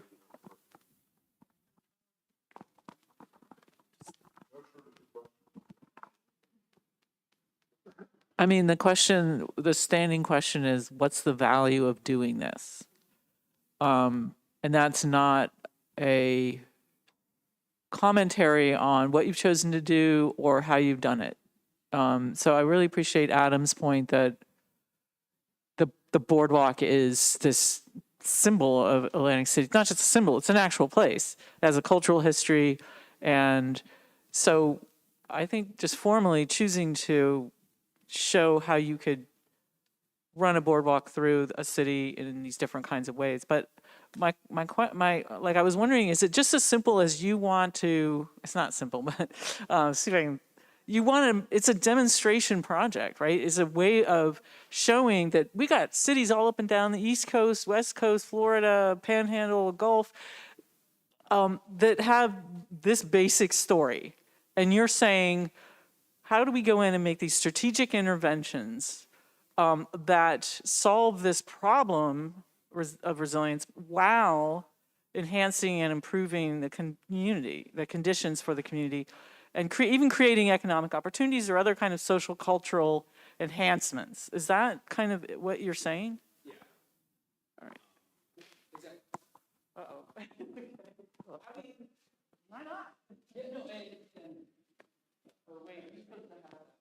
I'll say that. You talk.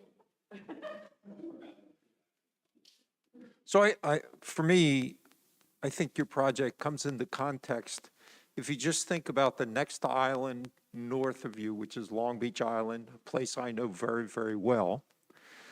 In the 40 years that I've owned property in Long Beach Island, the transformation of that island is following exactly the same route as Atlantic City without casinos. So there's an intensification of building along the ocean. It's separating the ocean from the remaining very small community that stays on the island as it converts itself from a family place into a tourist central place. And I think what you're saying is that that pattern is destined for destruction, as we see in Atlantic City. It's like we can't help ourselves. We keep moving down that path. Long Beach Island is constantly flooded in exactly the way in which you described. And at the same time, it's hard for anyone to imagine what the new economy will be in places like this as they continue to be ripped apart by the ecological disaster that we're facing. And so what you're talking about is building an infrastructure that provides for resiliency so that we can bridge some time until we can discover what the next economy is going to be in places like this. And to me, that's the architectural proposition to a huge social economic challenge that we face that you're trying to address. And I think that is the architectural proposition. It's what can I do to provide an infrastructure that allows for a possibility of a future. And I think you make a compelling case in that regard. And I particularly appreciate how you talk from life by the bay to a reclaimed civic core to a better beach and try and just take this one small little thread and show how it might look. And then, you know, someone else may do the next portion to the north and further. But it would be something that would be unique to the Jersey Shore. Asbury Park is suffering this. It just marches up and down from New York to Cape May. And so congratulations and thank you for getting us to think about that. Just to piggyback on a comment David made here, yeah, I mean, your project raises more questions in a certain way than it provides definitive solutions, which is okay. You know, it's a thesis project. Exploration, raising the houses, I'm a little bit skeptical of. I don't know that it seems dubious to me. I guess a couple of comments about the whole thing. The civic core buildings, the old Masonic Lodge, I think probably it's got too much architecture. And the reason for that is I think in times of crises, when you need flexible spaces that can do a variety of things that people can put people in or supplies in and stuff like that, I probably want that to be a little bit less of a circulation museum, which is sort of what it looks like to me here, and more of something that has value in terms of the amount of square footage that's in it. It could be used for this or it could be used for that. It becomes a real asset in the community in that regard. But the other thing, sort of more globally, I keep thinking of Venice, you know, and I keep thinking of the Aqua Alta in Venice. You know, when the high water comes, people walk around on these raised little pontoon things. And recently what they've done, and I'm not necessarily advocating this as a fix, but one of the things, have you ever heard of the Mose Project? The Mose Project is a series of gates they've put in the gateway to the lagoon that rise up and block the entry of seawater into the lagoon so the lagoon stays down there. And it's unclear what the ecological damage is or isn't with this project. But a couple of test runs they've made when there have been big storms, it actually has reduced the flooding in Venice in a significant way. And they're big hollow boxes, and they basically have water in them. And when there's a flooding event, they empty the water out and they rise up and they make a kind of wall there, and they keep the level of the lagoon down. And I'm assuming the bigger problem with the flooding comes from the bay side. Yeah, did you look at anything where something, and I'm not necessarily suggesting that a technological fix is the only way to do this, because I think it's probably a variety of things you would have to do. But did you look at that project, and is there any sort of way that the level of the sea level could be managed in the lagoon as well? In the bay, I suppose? Yeah, so I think I looked at some examples. I think it was the Netherlands, but actually for this bay in specific, there's a Army Corps plan right now under environmental review that essentially proposes to take the inlet at the north side or the northeast side of the island and the one at the south, and essentially create floodgates, take those highways that are coming in and an elevated levee. So there is talk of that. I didn't explore it. I just looked at the report to see what it was. But I mean, I think that also just adds that too. And just, will it work also? Jump in. I mean, this is an infrastructure project, but I think it's amazing for that and very clever. And very timely in the things we need to be thinking about. And I appreciate the aspects of placemaking and what might make that more viable. I think what seems a little missing is what really brings people and activates it. Is it new people, and what's that industry? That's where I feel like the ending in the architecture that is grounded into a couple elements of the community support frankly felt like too weak of that next vision. Like it needed a sense of, what does this hope to become? What is the industry that will really activate this space? But I do think, like, if you think about the High Line or even the Yards Park, there are these kind of ways that people really are excited about some of the infrastructure and uniqueness of that, how that connects you with the sense of place, that I think you are trying to set that up in a way that gives a kind of exciting experience and educational experience, that I think that part I think is really working well. I just think you need to go further, and I think you need to go past hesitancy to maybe let go of some of the buildings too. And is that equitable to leave them and expect them to constantly flood? Is that healthy? I think there's a lot of interesting questions of what change looks like in a scenario to people's communities. Either you have to kind of keep it from fully flooding and keep it accessible, or we have to think about, what does a better future in that scenario really look like? I'll be really, really quick. So the reason why I asked about the casino, everyone's conversation here has helped me realize why I was bothered by them. And I think the question is there a question underneath this thesis that is high density, tourism driven industry, is that fundamentally at odds with the idea of a resilient community? And, to the point about the value proposition that you're putting forth, I kind of get doing something cool to also like do the stuff you have to do. But I think that if we are talking about like the cultural significance of the boardwalk and the fact that that's going to be the thing that that's the amenity, I think that a little bit more attention, as cool as the idea is to go this way, I think you have to study that to think through what the real problem is on the bay side. I think that it would have been also helpful to put, maybe 30% more energy into the actual boardwalk itself and thinking through what does this amenity actually look like when that boardwalk is elevated. And because it seems like these buildings are outliving their life, like if they're gone, from an architectural perspective, like what are you actually doing to the city there? But overall, I agree, you've asked some really interesting questions, and it's a very, very big task you've taken on. Nice. Just a quick comment. I think a lot of time when the challenge of a thesis is to define the problem. And then once you define the problem, there is pressure to come up with a resolution.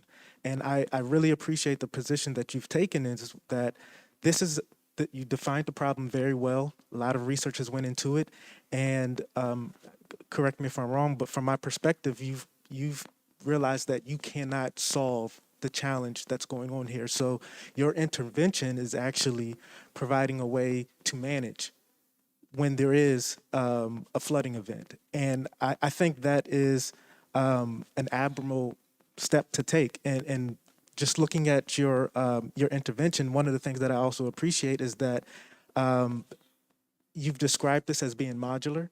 And I've also liked that this is one of the more thoughtful integrations between landscape and buildings that we've seen today. And I think that from my perspective, what that does is that when there are these flooding events, your intervention didn't stop it, but it created access and it created opportunity for those within this community to then get to those places that you've pointed out as to being providing those resources.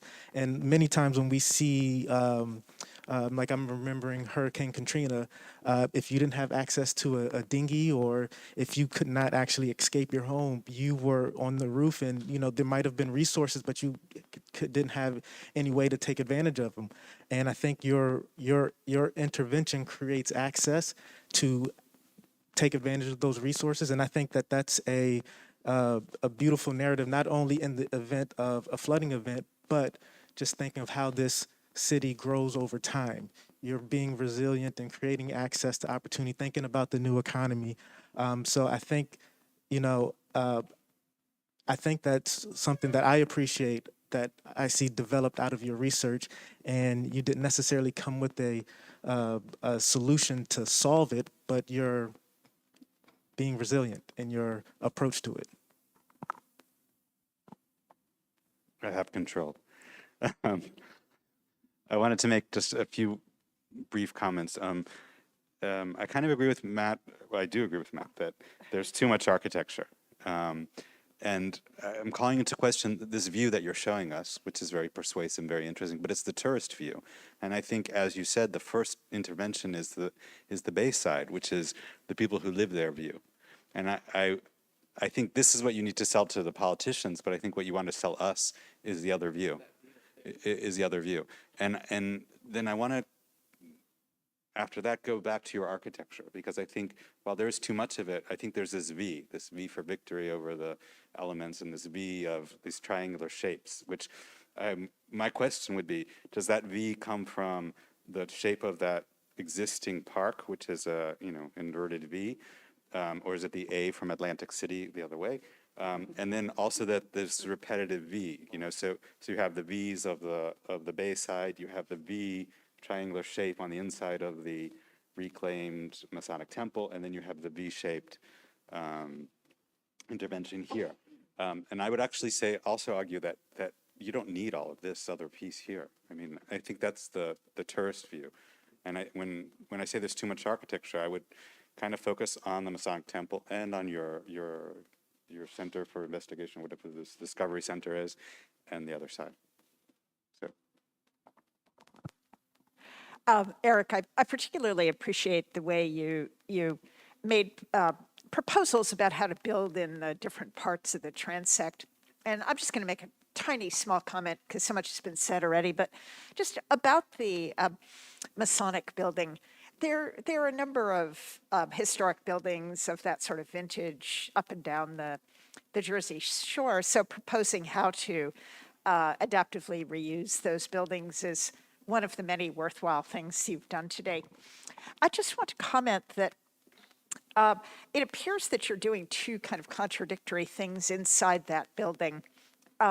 One is, I think you're trying to make it appear light. You're hanging the slabs, but at the same time, those slabs are very, very massive, and they are connected to the existing walls.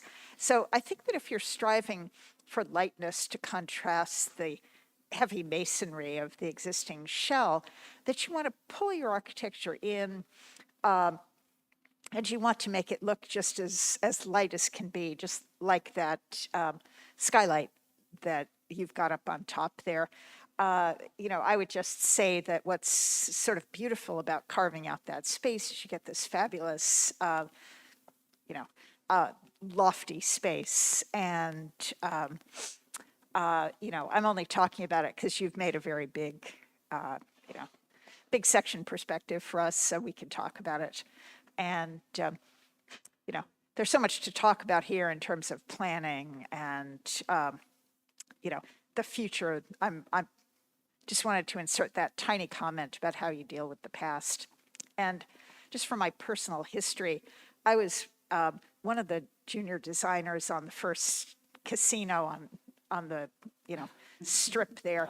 And so I keep thinking, what do you do about all those buildings, which certainly will be in need of adaptive reuse at some point? I drew a lot of slot machines. Oh my God. Great. Thank you to everyone for this really great conversation.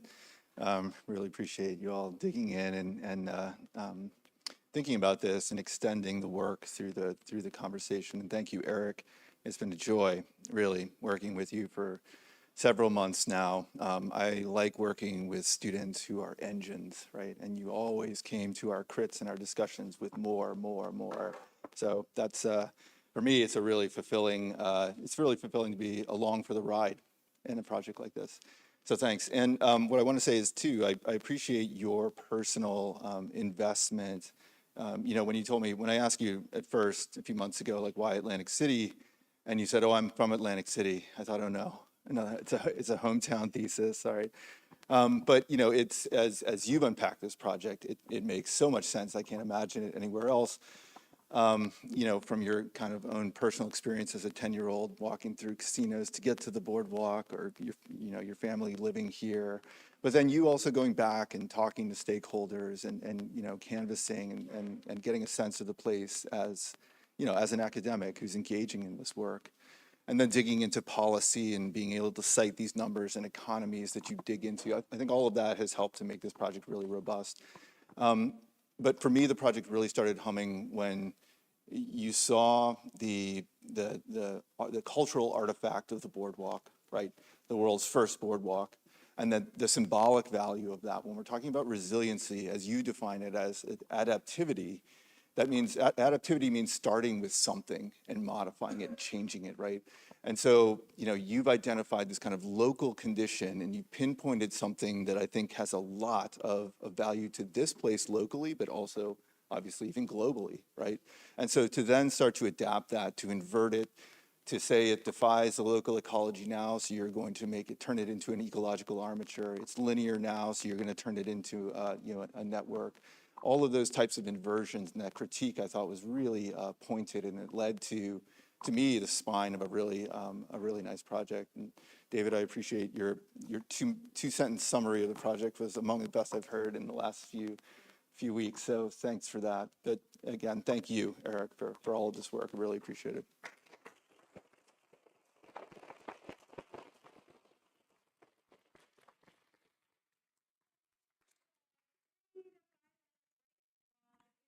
Turn the wall, and we'll be starting on this side shortly.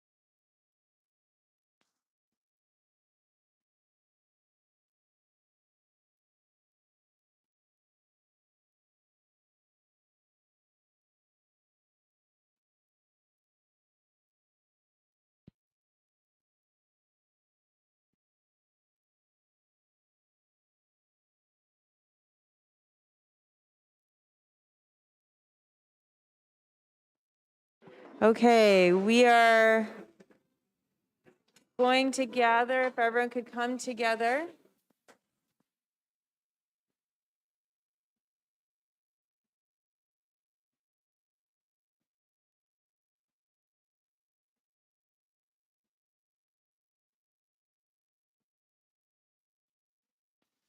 Okay, we are going to start with Jennifer, who is chaired by Joseph Williams. Well, now everyone's a pro. This is the last turn. We're going to start here and here. And so whenever you're ready. Hello, everybody. My name is Jennifer Pineda. Thank you all for coming out today. Before I get started, I just want to give a special thanks to Professor Joseph Williams for being there since the very beginning, and a special thanks to my family as well.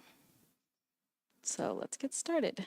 So in this thesis, we are going to influence the people of Guatemala to establish new roots through a self-sustaining, adaptable community model that's focused around education. We're going to talk a little bit about poverty in Guatemala, just describing the problem. Then we're going to talk about the research approach, finding a solution, then talking about the site and context, following the program, and then finally getting to the design part. So poverty has been a long-standing problem in Guatemala due to a major factor, which is the lack of a proper education. Unfortunately, Guatemala's high rate of illiteracy is a contributor to the country's slow process, and these are recurring issues in many developing countries as well. The goal is to strengthen communities to ensure that adults feel secure enough within their own living conditions to send their children to school and receive a proper education. This breaks the vicious cycle of adults lacking the necessary education to improve their circumstances and then forcing their children to do the same. The country has a population of 18.5 million people, ranking first in Central America. Around 59.3% of the population is right below the poverty line, with 23% right under extreme poverty, meaning no shelter, no water, no electricity. Guatemala is actually split up into 22 districts, 340 municipalities. So we're going to be taking a look at Zacapa. Zacapa is actually 61.6% of the poverty rate. I'm choosing this site not only because it has a high poverty rate, but also because that's where my family comes from. So I'm a little bit more passionate about it. So if we go into the research approach, the lack of knowledge to improve their current situation. So through the research approach, I have concluded that people are lacking in basic knowledge and awareness that they require in order to comprehend and improve their existing circumstances. And because parents are not able to support their families, they depend on children to help out with big responsibilities, impeding them from getting that education and then inflicting the same cycle to continue onto their own children.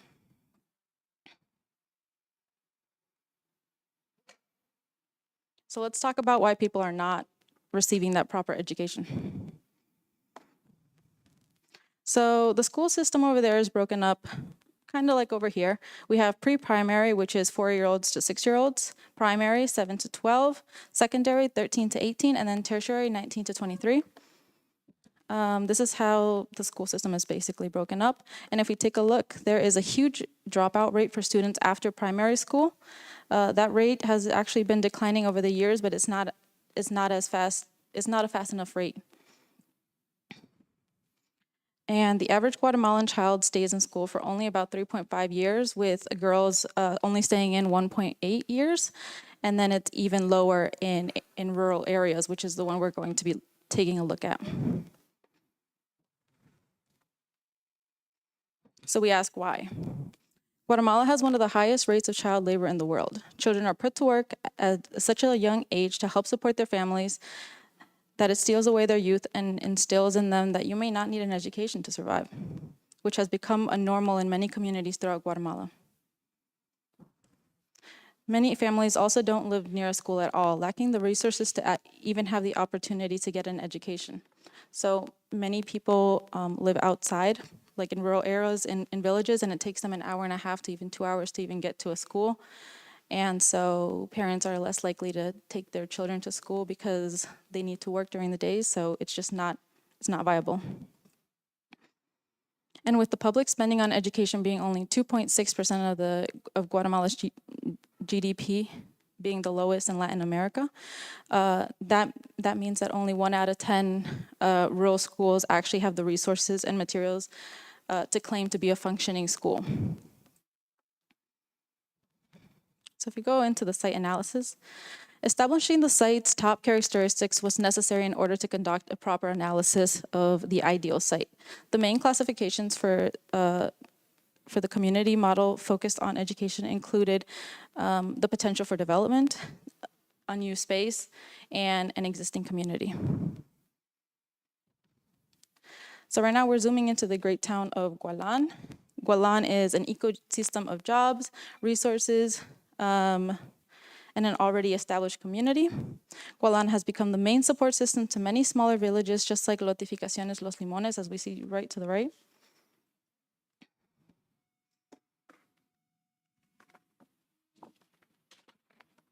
Lotificaciones Limones is a city right outside of Gualan that has grown and developed on its own. In 1990, the governor decided to claim that plot of land and start plotting out pieces to then give back to the people. And so Lotificaciones means plots of land, and then Los Limones means lemons, which actually before then, it was an array of lemon trees. This village can't really grow on its own because it's so codependent on Gualan for jobs, foods, and resources. And so unfortunately, gangs really prey on this small village, and it continues to be underdeveloped. And so this site provides a tremendous opportunity for home and school growth. The school location is in the center of a village held like a beacon of light. It highlights the importance of an education to everybody. So as you can see, it sits right in the middle. Right now it's over 200,000 square feet. So you see that little gray spot, that's where the school will be placed. If we take a look at this landscape diagram, you can see that the way the topography moves, the village is actually within a valley. So all the water is retaining down to the center spots. And then just taking a look at our site itself, there isn't a lot of constructed buildings there, but there is a lot of unused space. And then if we take a look at the water runoff diagram, we can see that there is opportunity for water catchment within the school itself. So there's an opportunity to teach children and even use that water that we can collect through the cisterns to power within the school itself.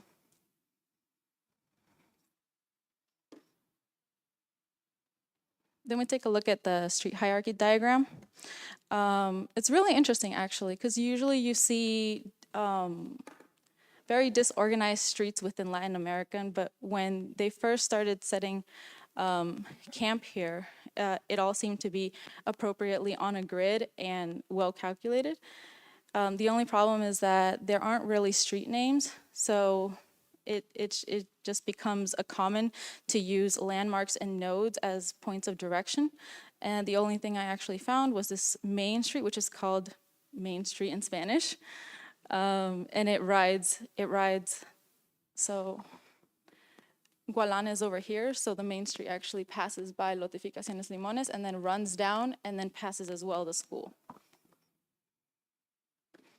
If we take a look at the sun and wind diagram, we see that there's prevailing winds that come from the northeast. We see the sun rises in the east, sets in the west, and allows for beautiful light to set into the site, and we'll soon see that in perspectives. Lastly, we're going to take a look at building type topologies. So most of Lotificaciones Limones is just residential buildings. On the main strip, where the connection between Gualan and other communities are, it's very populated with commercial streets. But that's why it's so self-dependent on Gualan, because it can't self-sustain itself.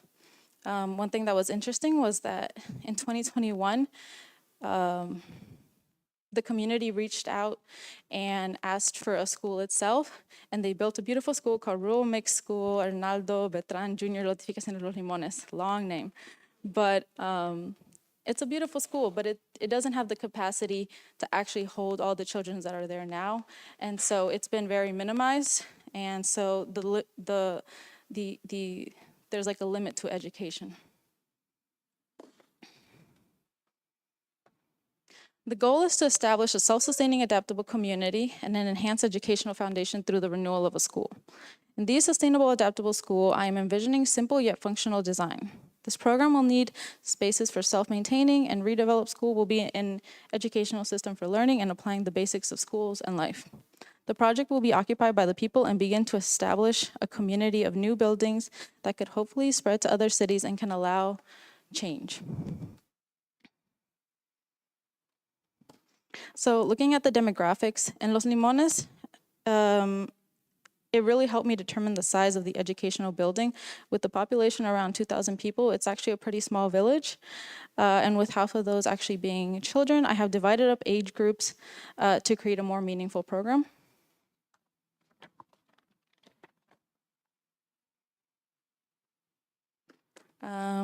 Looking at the program, I have summed it down to 5 main categories, a couple of which are actually a part of an extension to the community.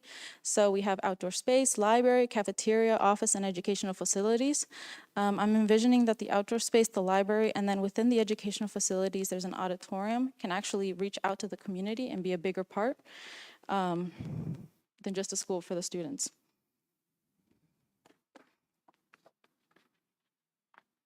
Now the design part.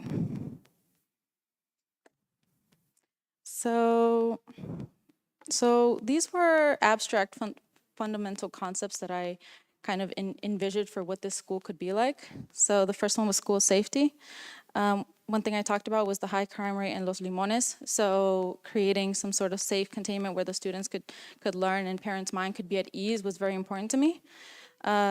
Through programming connections, creating inner communities within the school, allowing for the space between the buildings to be used as activities or other purposes. Next one would be serve versus service, allowing for spaces that extend to the community, containing them as centralized while leaving the classrooms and other facilities to be served on the outer extents. The outreach to the community, that was a little hard for me. It was very hard to keep the school safe while also trying to reach out to the community. But in a way, I made it work, and you'll see soon. And then last but not least, modular design. I would like this design to be reciprocated in other places, not just Lotificaciones Limones. So I wanted it to be something that was easy to build, cheap materials, and so on.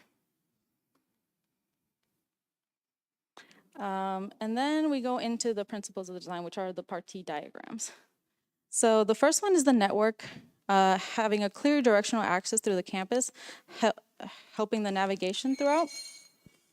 The next one is the functional quadrants with spaces that will serve a purpose to the individual student groups while also opening the center as a main connection between all of them.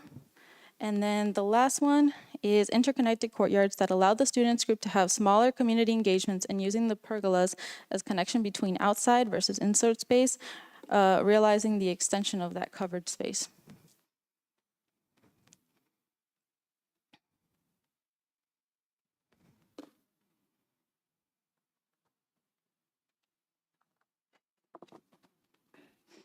So before I get into the plan itself, I'm going to talk about the diagrams and then I'll go into it.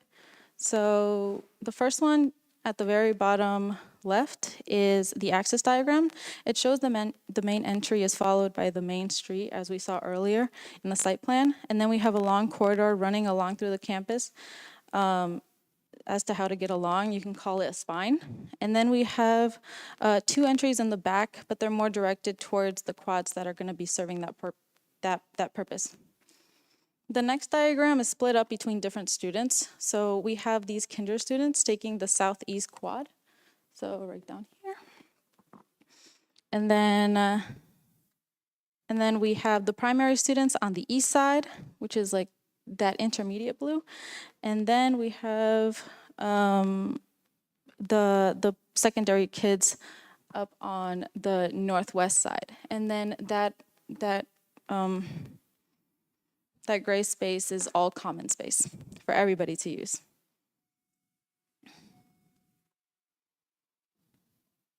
Sorry. So if we take a look at the plan, there's this open arrival space that allows the students and parents to gather before school starts, using this space as a congregation space. The space also has covered areas where vendors can put up shop and sell food or necessities to the students as they are walking in, and double as a marketplace on the weekends when there's no school. The green spaces within the school starts to transform into playgrounds for the children, or sports, little courts, or garden hubs for the primary students. So it becomes a really flexible space for any age group for it to be successful in any age group. As for the courtyards, they become an amazing space of collaboration and connectivity. And I wanted to address the symmetry in the design by noting that I drew influence by Mayan architects who center their designs on symmetry in courtyards. The sense of connectedness and community resonates with many Guatemalans, and so that cultural sense of place may still continue to be preserved. And so I wanted to take you through the space. So here we have the main entry, which is that main perspective point. Coming in, you have a beautiful threshold countered by the administration office, and then a gateway into the space itself. Then we have one of the courtyards. It's very intimate space, very nice and quiet. You can envision a playground, people playing sports in that space. This is more for the kinder space. Then we have the classrooms and how light emits from the outer bamboo structure into the space. And then we have beautiful garden hubs where not only is the garden just for the students, but maybe even every once a month, they open it out to the community, and they have some sort of little garden sale, or even open it up to a food hub where it's just donated food for the needy. And then lastly, this is one of the market spaces outside in the main principal courtyard, where maybe vendors can come and set up, and as students are walking in with their parents, they can grab a lunch or so. And now if we just take a look at the modular design itself, the way it was envisioned is that you'd have poured concrete on each edge and then infilled with concrete blocks that could be configured to either open up to the sides where ventilation could pass through, and then also have these bamboo folding windows. This also can access as a seating or a natural ventilation as well. We move up and we have this wooden ceiling, which doesn't have to be completely covered. And then we have the bamboo inverted truss structure, which the way it was inverted, it's to allow the covered passage on the other. So as people are walking by, this would be considered open space, covered space, and then inside space. And then just topped on top would be the aluminum roof. And then this would just be the module section perspective, so you can see how the natural air would flow in and how natural lighting would flow in. And then on the top, as I talked about before, about water collection, so each modular would have a bamboo half cylinder riding down, collecting rainwater. And so, yeah. Okay. And before I end this presentation, I wanted to ask you all a serious question. Can investments in educational buildings throughout Guatemala contribute to overcoming the vicious cycle of illiteracy? Okay, thank you. I'll now open it up to questions.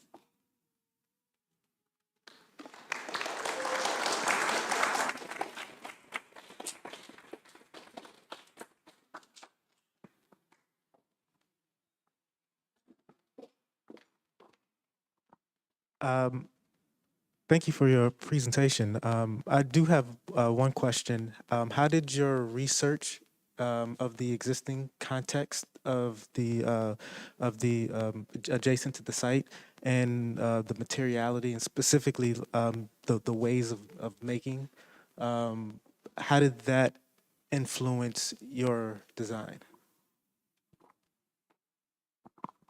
Thank you. So, yeah, so basically, here, if I could just show back some of the site analysis ones.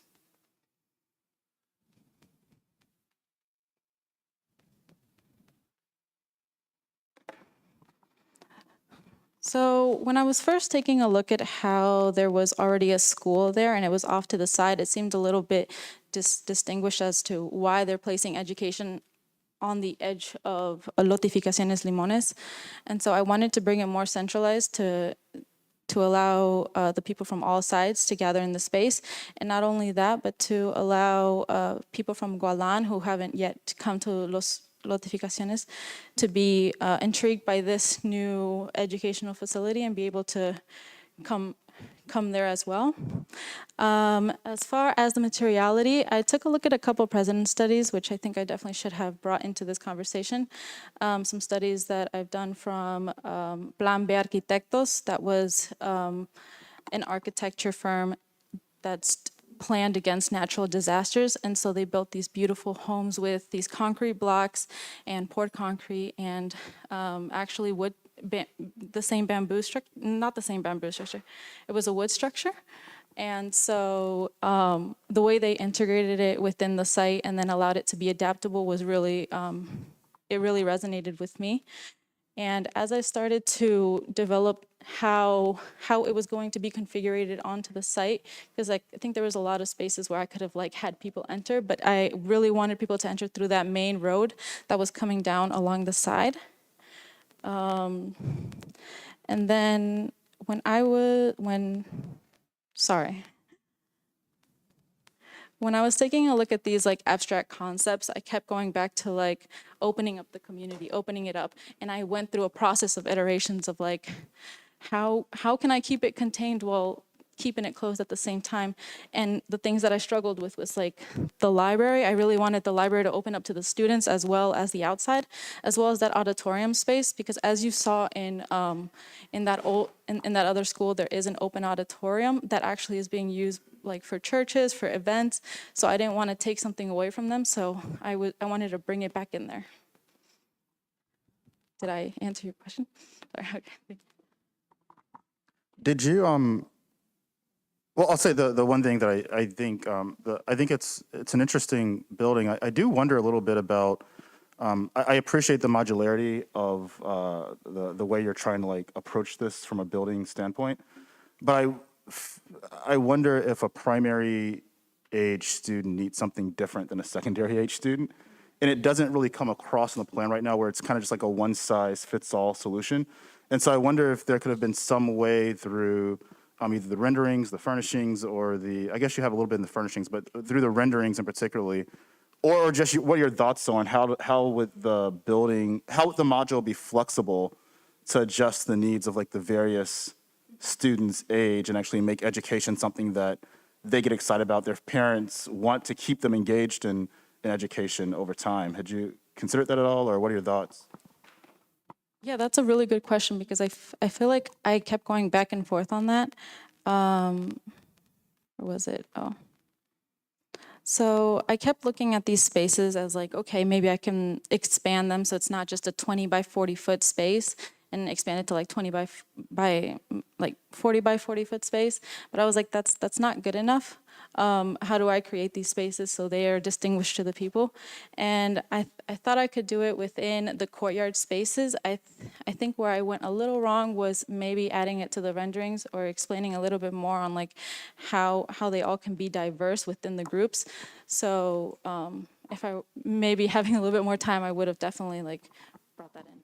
I appreciate the other comment I had. I just want to, while I'm talking to you, I'll throw it out there. Is your comment? You said you struggle about inside versus outside, and I get that. Or I think it was embracing the community or welcoming the community, and that was something you struggled with. And I wonder, was there any reason why you kept your intervention strictly to the street edge, and didn't? I mean, I just look at this, and I don't know if this is the right answer or not. But did you explore at all, some of this space across the street, and having your intervention grow out beyond that to make this more of an outdoor center for the entire community? Or was there an intentional reason why you felt like you had to keep it just to the side of the street?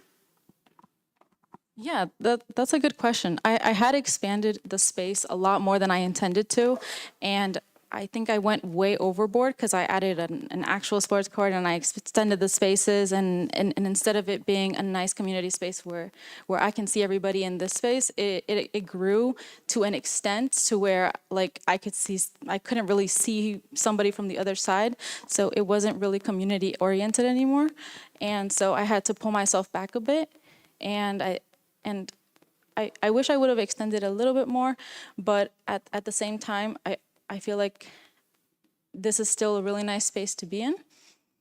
But I definitely agree. No, I think that was a great question. And I think you started to address this idea of flexibility of the space and the different types of ways it could change depending on the use.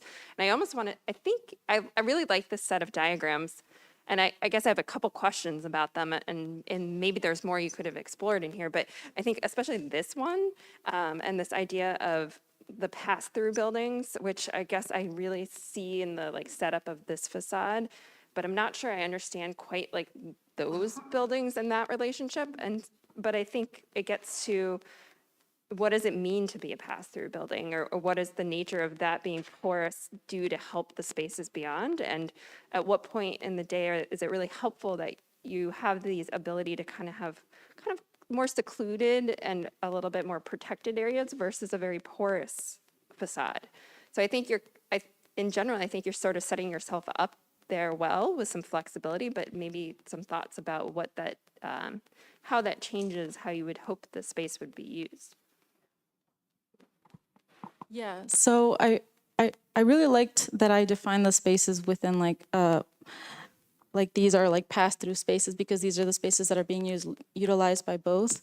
I think my initial thoughts of like when they would be open to the public and when they'd be open to the school would be that the school children can use these these both facilities when it's school time, but then as the community would come to a certain time, like 8 or 9 p.m. when it starts to become a little too dark and a little too dangerous, it may not be a little bit welcoming anymore. So then we'd close that parts off, unless it would be used for like church or something like that, which would start at like 7 o'clock until 8, and then run a little over so people could congregate outside of those walls. Yeah.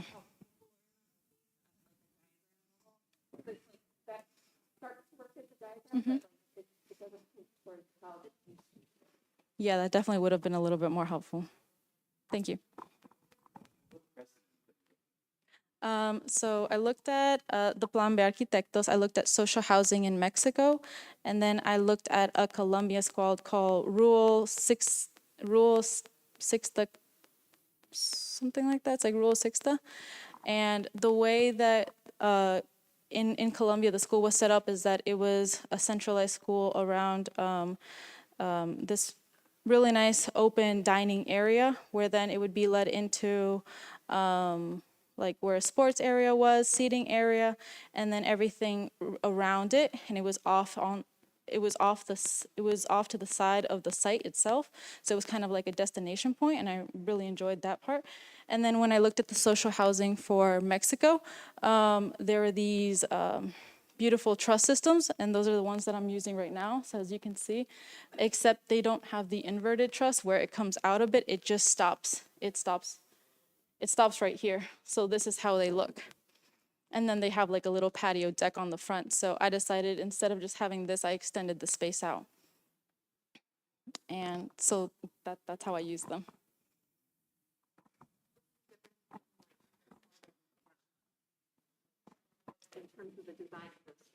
Oh yeah, so because I wanted them to be covered spaces, Guatemala's climates during most of the summer and spring times, it's very warm, hot, like humid. But then during the winter and fall times, you get a lot of showers, a lot of rain. So during those times, students are running through like mud puddles and just to get to class. So I wanted there to be some sort of covered space so students can still sit outside but not be in the complete rain. So when an auditorium it's that big. I wanted it to extend to both sides so you could see the covered spaces on both.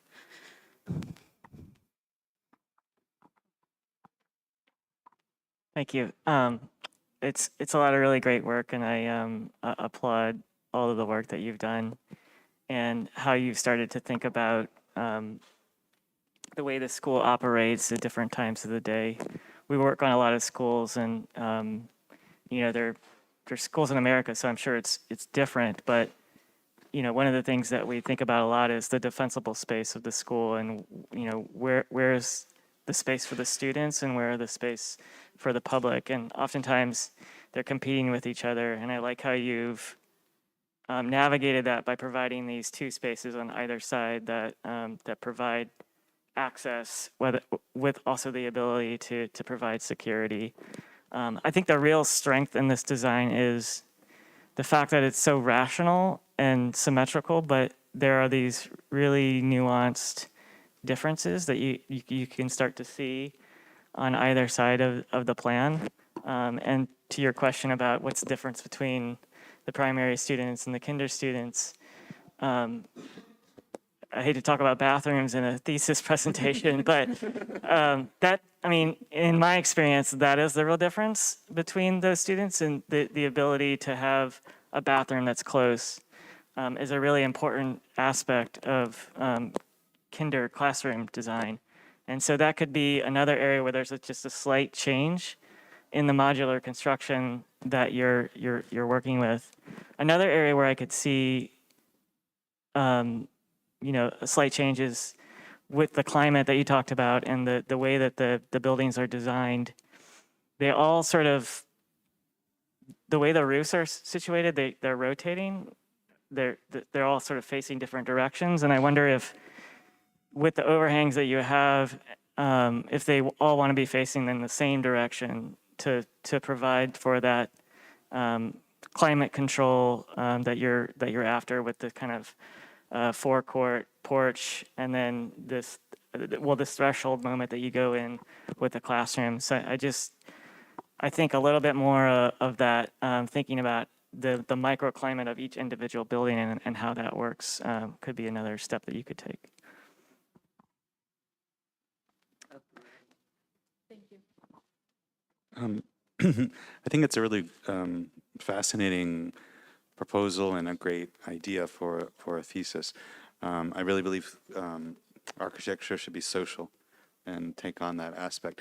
So I have several thoughts or two directions. One is to look at more precedent studies to see how they've historically worked on this issue. So Juan O'Gorman is a Mexican architect who in 1932 designed 25 public schools all over Mexico in a way to improve literacy for the general population. And he used a language of not prefabrication, but standardized construction. So, and that seems to be part of your thesis as well. So I kind of would want to push it more in that sense. And maybe even it's community built, like maybe there's like a building campaign so people really feel invested in the project itself, so that's part of it, and maybe in phases as well. And the other experience that I've had, I went as a volunteer to Santa Cruz de la Sierra in Bolivia, and to Plan 2000, which was a project by a ex-Spanish bishop who left the bishopry in Palencia to found this sort of institution to educate and help literacy and improve the level of life for this population in Santa Cruz de la Sierra. And one of the things that they have done, that institution, is each and every elementary school, and I believe, if memory serves, there's 65 elementary schools that they've built. Each of them is associated with a dining hall. And so really the kids come to school because they get food, they get fed. And that seemed like really key. And actually every day we had lunch with the kids, and it was really a fascinating, and then they also built high schools, and they built a theater school. It's the only free public theater school in the Southern Hemisphere. And it was just a fascinating endeavor. And how, as an architect, I remember what struck me is how sort of poor the architecture was to accompany this great idea, because each project was funded by different, Spanish organizations, or there was help. So what I felt was sort of lacking was a sort of architectural expression of that idea. And I think you do have that architectural expression, but I would like to see it a bit more radicalized, a bit more tensed in a good way. So thank you. Quick question.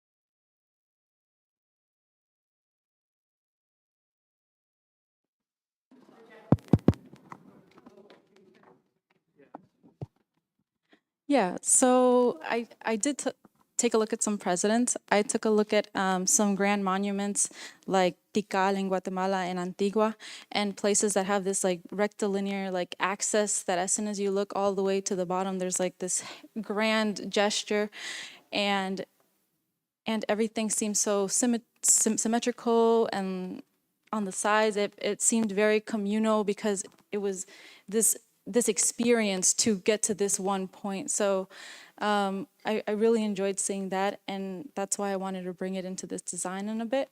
I know we're moving towards like an era of modern design, and like sometimes I go back and I'm like, oh, but the symmetry is so beautiful. But going back, yeah, I just wanted to take inspiration from like Mayan architecture and bring back that sense of like placing community within that space. Yeah. And then to your thoughts about like the site, and initially first starting on the site, I didn't realize how like the grid system worked until much later when I think my dad was it that said something, and I was like, oh yeah, you're right. Like, why is everything so gridded? It was very confusing because you see Gualan and then you see other places and everything seems like it's either like one straight road or it's like a bunch of jumbled buildings. And so when I saw Lotificaciones, I was like, wow, this is a great opportunity to like build upon. Like whoever came here and plotted lands really knew like how to urbanize the spaces. So it just like invited more ideas of this like centrality in, yeah.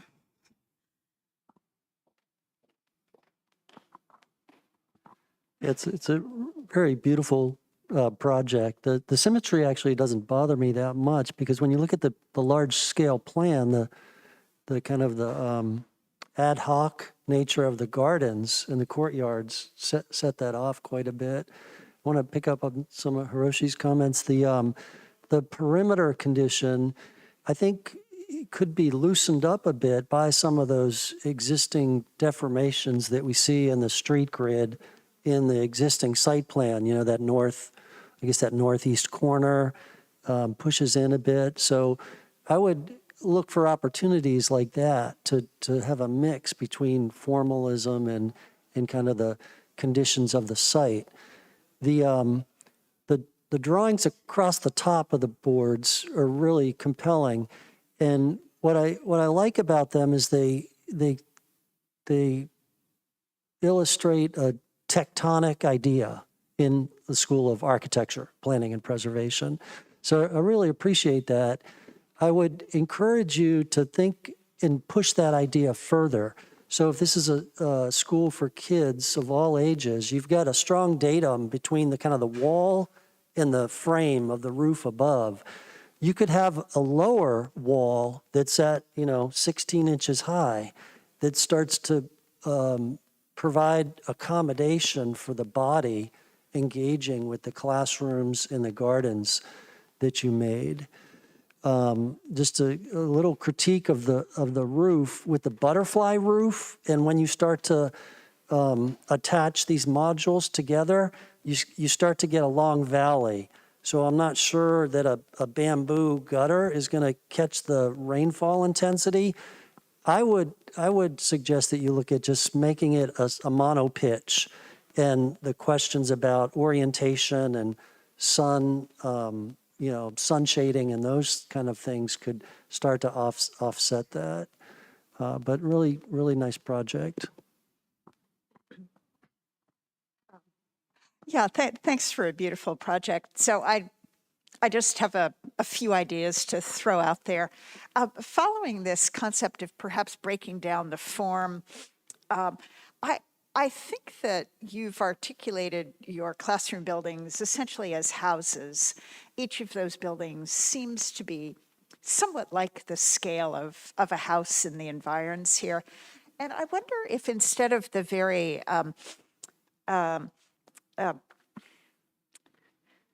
well, that straight perimeter, I wonder if you could let the houses kind of push out and then bring your walls and gates in so that some of those gardens were, kind of giving back to the neighborhood and the street, and some were strictly interior. I certainly understand the need for security for a school, but I think that you could, make the scale of this less massive and make it a little bit less fortress-like, perhaps a little more community-friendly. I want to just drop in an idea that I saw in Bryant Park in New York that just filled me with joy.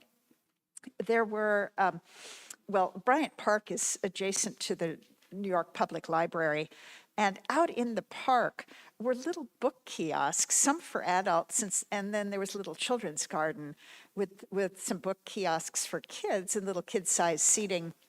And as I look here, I think, what a nice opportunity to see people reading outdoors, especially, because you've made these nice outdoor rooms where people can shelter from the storms.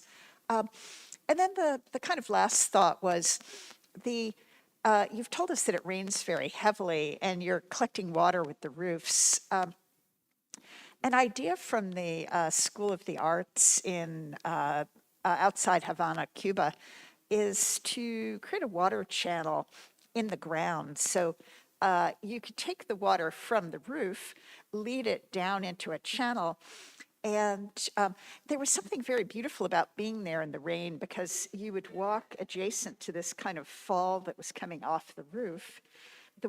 I was dry, but just to the right of me or the left of me was this beautiful running water channel. So I got to appreciate the kind of multisensory nature of the water. And then I guess just one more thought, and that is you have the parts of this that are very permeable to the community. And thinking about breaking that cycle of illiteracy, two more thoughts. One is that parents reading to children is important. And so if the parents need, lessons in how to read to children, it might be that there could be a space that, say when a mother would drop off an older child for school, she could go to this room with the babies and, learn how to talk to them about picture books, so that would begin to address, illiteracy for both the adults and the babies. And then I guess the final idea comes from Medellin in Colombia, where they use the metro system to combat illiteracy. And so the idea was to bring together public transit and books.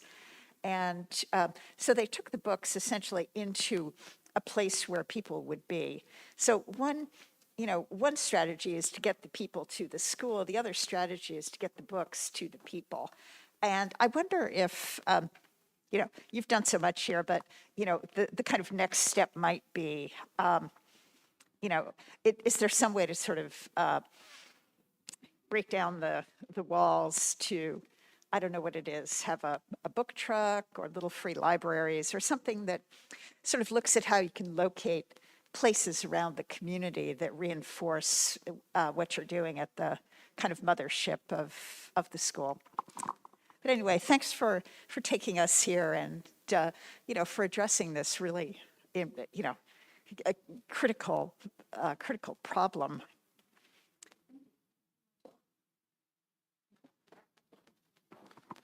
I will say a thesis project like this is very humbling. It makes you appreciate those things that you take for granted. And I'm sure you've experienced that through your research and through your familiarity with this particular site as well. I think and the reason why I asked the question earlier about your study of the existing context is my one suggestion would be to start to sort of break down some of the formality that you have to have in creating that sense of security and understanding that you do have to create a barrier for the safety and security of the students. But then once you get into the interior space, what is the handprint of the community that this school is serving?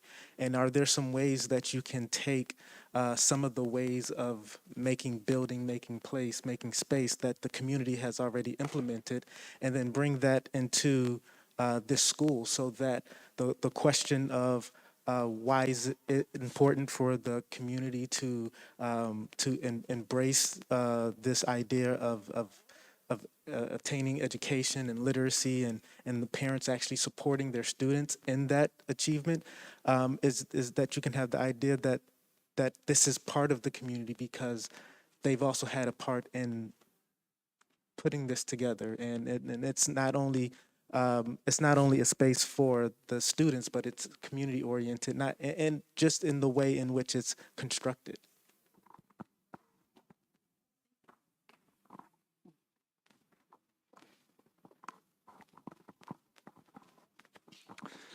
Wow, Jennifer. So this is just, you should be so proud of this. I mean, this has come so far, and your passion for this problem is so palpable.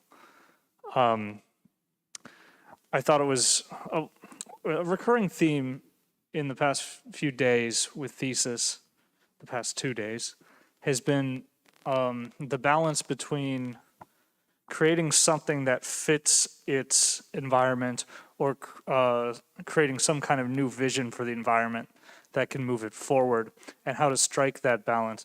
And there are positive arguments on either side of that, for sticking in the context and building on what exists versus presenting something radically different. You're obviously presenting something radically different than the current status quo in terms of investment and conceived importance of education in this particular situation. And I think the school that was built a couple years ago, which to your credit you praised, it kind of represents the status quo there, which is it's small. It represents the fact that a small portion of the population finishes school. It's peripheral. It represents the fact that education's kind of an accessory to the town. Yours is a massive central hub of education driving that town and hopefully turning it from something more than a bedroom community to Gualan into something that has some magnetism to it in and of itself. I thought you beautifully nested that in all kinds of economic factors. The fact that the depopulation of this town during much of the day leaves it open to gangs. The lack of density in many poor towns means that wide open unused space is being taken over by the wrong people.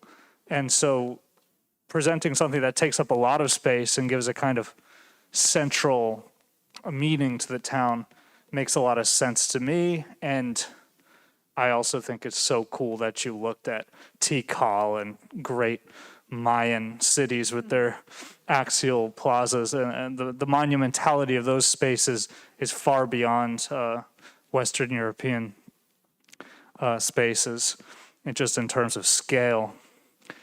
So anyway, just a lot working together, and I really think if you were to push it further, picking up on that thread of how can you maintain its formal rigor that I think is a strength here, while doing both and having a great deal of diversity by switching things up. I'm thinking of your pergolas, which are a kind of a neat little feature. They don't feel quite as permanent as the rest of the built spaces, and they can be twisted around and transform the spaces inside the courtyards while also maintaining the symmetry that you like. Things like that you perhaps could push out more if you had a chance to keep developing this, but congratulations.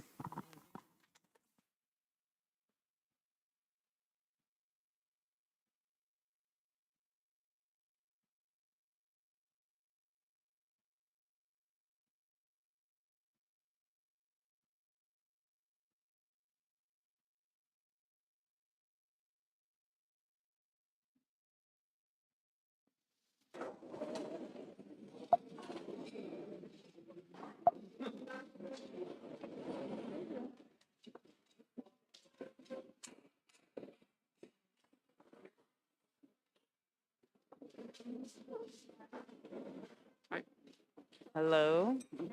How you feeling? Good. What's going on? Can I put that there? Is that going to be a problem? Quick note, when it comes to Q&A, make sure you pass the mic around. Pass the mic around. Yep. Go wherever the mic is. Okay. Okay, and we will be concluding our thesis presentations today with Ryan, who is chaired by Britt Williams.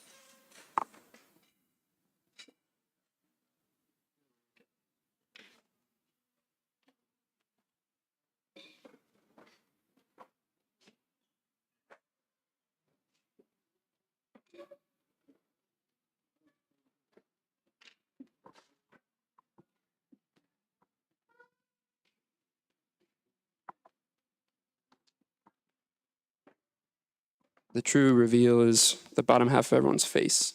So it's fun.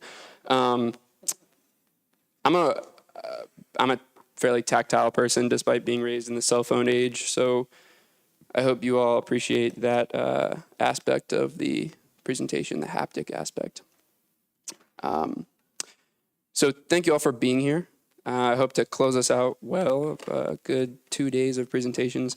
I want to thank my friends, my wife for her patience with me, and Britt Williams, of course, for being an outstanding chair. So what would it look like if architecture embraced the agent of time, entropy?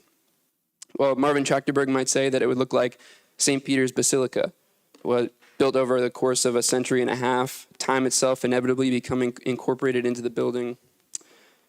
Stuart Brand might say it would look like an adaptive reuse project, which peels back the layers of a building that have reached the end of their useful life, revealing layers that can be given another one. And maybe Carlos Scarpa would say that it would be inspired by materials, the landscape, and change over time.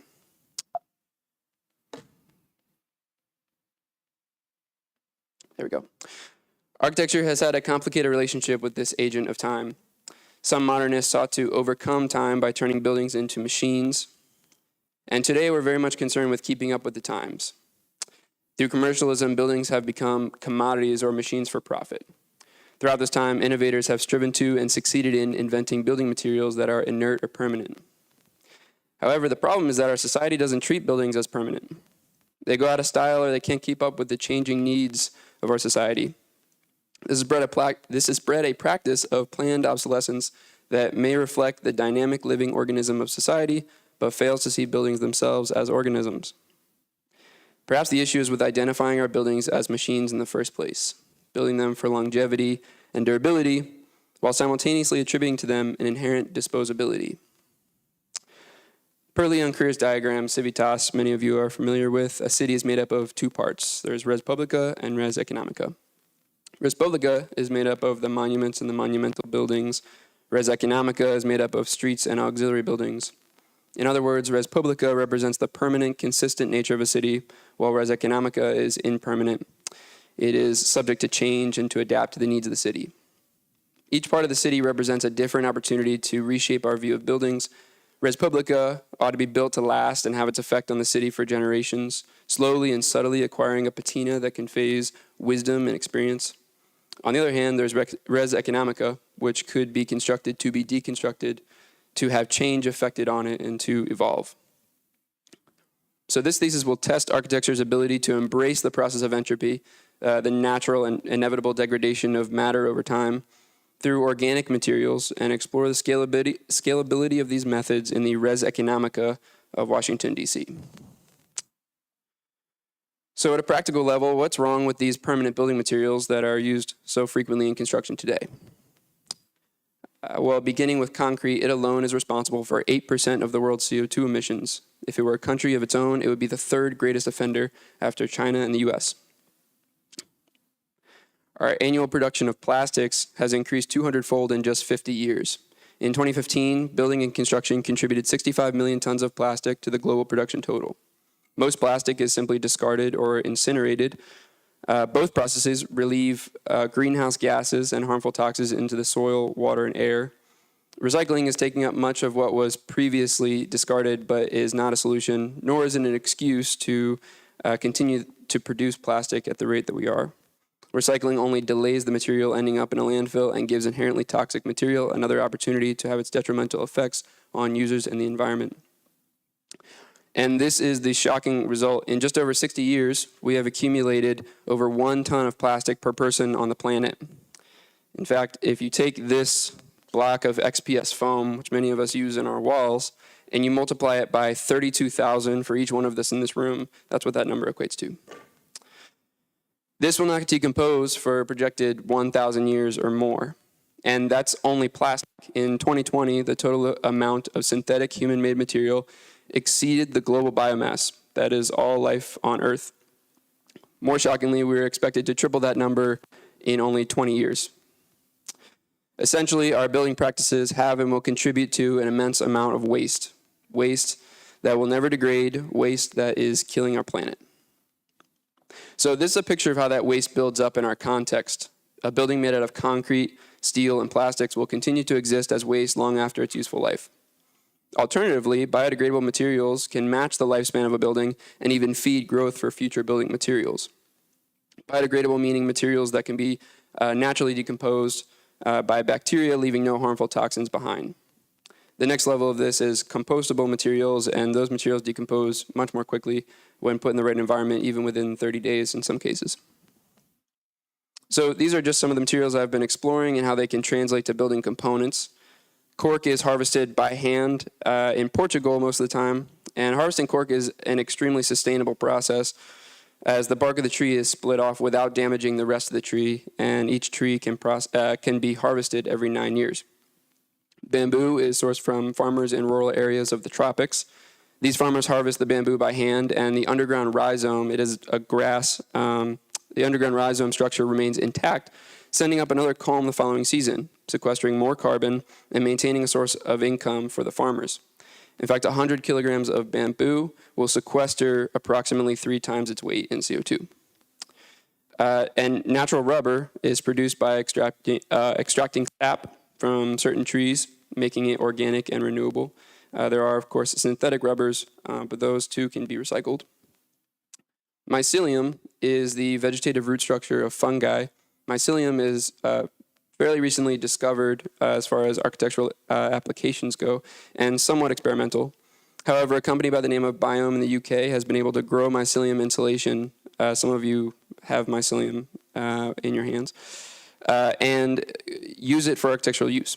It has an R value of 3.5. It's water resistant, mold and mildew resistant. It's fire retardant, and you can even grow it yourself, which I have set out to do. Many of you were probably wondering what this weird bag was. This is mycelium. And it may look gross, but this is organic material that has real architectural applications growing in a bag, which I think is pretty cool. So, cellulose is a loose blown-in type of insulation made from post-consumer paper products. All the newspapers that you guys read every morning. Just kidding, they're on our phones now. Cellulose generally outperforms fiberglass in its insulative and acoustic properties and is entirely biodegradable. And slate is derived from shale-type sedimentary rock of clay or volcanic ash. It requires very little processing to be used in architectural applications, minimizing CO2 production and water consumption. Slate is naturally water resistant, fireproof, and extremely durable, lasting well over 100 years in most applications. So as far as controlling measures of biodegradation, which might be your chief concern, the first measure is the use of machinery to prefabricate the building components. Prefabrication ensures tight construction and protection for the biodegradable elements. On the model over there, you'll see a video of me using the CNC machine in the wood shop to carve into specifically the top plate in that video. But due to the limitations in the wood shop, I did have to finish much of the construction by hand. Here, however, is an example of the Benson Wood Fabrication Lab. Machinery there is designed to make exact cuts necessary for their timber frames to be assembled by both skilled and unskilled workers. Prefabrication and design for disassembly perfectly complement the biodegradable approach, as the constituent building components can be completely separated for proper decomposition or recycling. The second measure of controlling biodegradation is employing catalytic degradation. So mycelium is fully compostable, but must be broken down into pieces less than 1 centimeter to properly decompose. And cork is similar in that its outer layer is resistant to mold and mildew, but it can be chopped up into smaller pieces to effectively decompose. So I have developed 3 models to test this theory and these materials at different scales within the res economica of DC, a mid-rise, a townhome, and an accessory dwelling unit. My approach to these different scales was to determine the viable materials, design each wall section assembly, design the exterior expression and the interior expression of these materials at the human scale. Then I dove into greater detail, beginning with the smallest scale as the furthest potential adoption of this theory. I decided to apply this to affordable housing and supportive housing for the homeless after learning about the rate at which affordable housing reaches obsolescence, as well as the increasing homelessness issue in the city, especially after COVID-19. Therefore, I've chosen 2 affordable housing communities and the demolition path to propose a new kind of building. The first of these 3 scales is the mid-rise. The key materials here are dowel laminated timber, glue laminated timber, copper, terracotta, hemp, and wood fiber. The area is located in southwest DC, just a couple blocks from the wharf. The affordable housing community there now is made up of 2 to 3 story walk-ups and townhomes. It was built in 1959 and is now on the path of demolition. On the left is the current plan, and on the right is a theoretical new plan where the townhomes are replaced with higher density mid-rise apartment buildings. The one I've called out here has 2 wings, one for multifamily with 2 and 3 bedroom units. The other is permanent supportive housing with mostly 1 bedroom units. And the building is constructed atop of a glue lamp podium. The glue lamp arches span over large areas for commercial or public use. And above that are load-bearing DLT walls. DLT panels make for good shear wall, party walls, and insulated partitions between units. Now, dowel laminated panels are comprised of 2x softwood lumber pressed and drilled, and then a hardwood dowel is inserted. The differing moisture content of the woods causes the dowel to expand and creates a tight friction fit. Because DLT is an all-wood assembly, it can be CNC routed for utilities, acoustics, or aesthetics. And aesthetically speaking, DLT makes for some really beautiful interior spaces. I have this model courtesy of Peter Noonan that shows you some of the different profiles that you can route in a DLT panel. I also have to thank Professor Noonan for his mass timber studio, which I learned quite a lot and was introduced to DLT. Mass timber is an important trend in our building environment that we ought to embrace when attempting to minimize our carbon footprint. There's a high volume of carbon dioxide gas in the atmosphere, naturally expelled by the human respiratory system and naturally inhaled by plants. In return, plants expel that oxygen that humans breathe, and this creates a balanced system. The system at present is unbalanced due to the high volume of carbon dioxide generated by our industrial practices. And this imbalance is one of the root causes of climate change. Using timber as a building material stores the carbon processed by the tree for the life of the product. Only when the wood product decomposes at the end of its useful life, the exact amount of carbon dioxide that was internalized by the tree is released into the atmosphere as part of the balanced cycle. Prefabricated light frame panels are fixed to that DLT structure to enclose the building, and those light frame panels are filled with hemp wool insulation. Hemp wool is a plant-based product, therefore it is also carbon storing.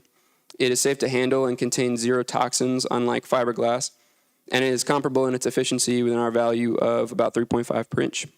Outboard of that is a continuous wood fiber rigid insulation board, copper, and terracotta cladding. Terracotta in Latin is quite literally cooked earth, and we have an abundance of raw clay to source from. So non-combustible, beautifully aged, easily recyclable, and capable of natural degradation, actually releasing nutrients back into the environment. Terracotta was a very easy choice here. So here we have the mid-rise, the largest scale approach to this theory. The next scale approach is the townhouse. Key materials here are bamboo, yakasugi wood, cork, pine, sheep's wool, and rubber. Richardson Dwellings is in East DC, built in 1953 and also in the demolition path. On the left is what will be demolished soon, and on the right is a new plan of mostly townhomes, but this time built very differently. So this is a 2-level townhome with bedrooms, 2 bathrooms, living, kitchen, dining, and a flex space for work at home, raising children, or whatever the needs of the tenant might be.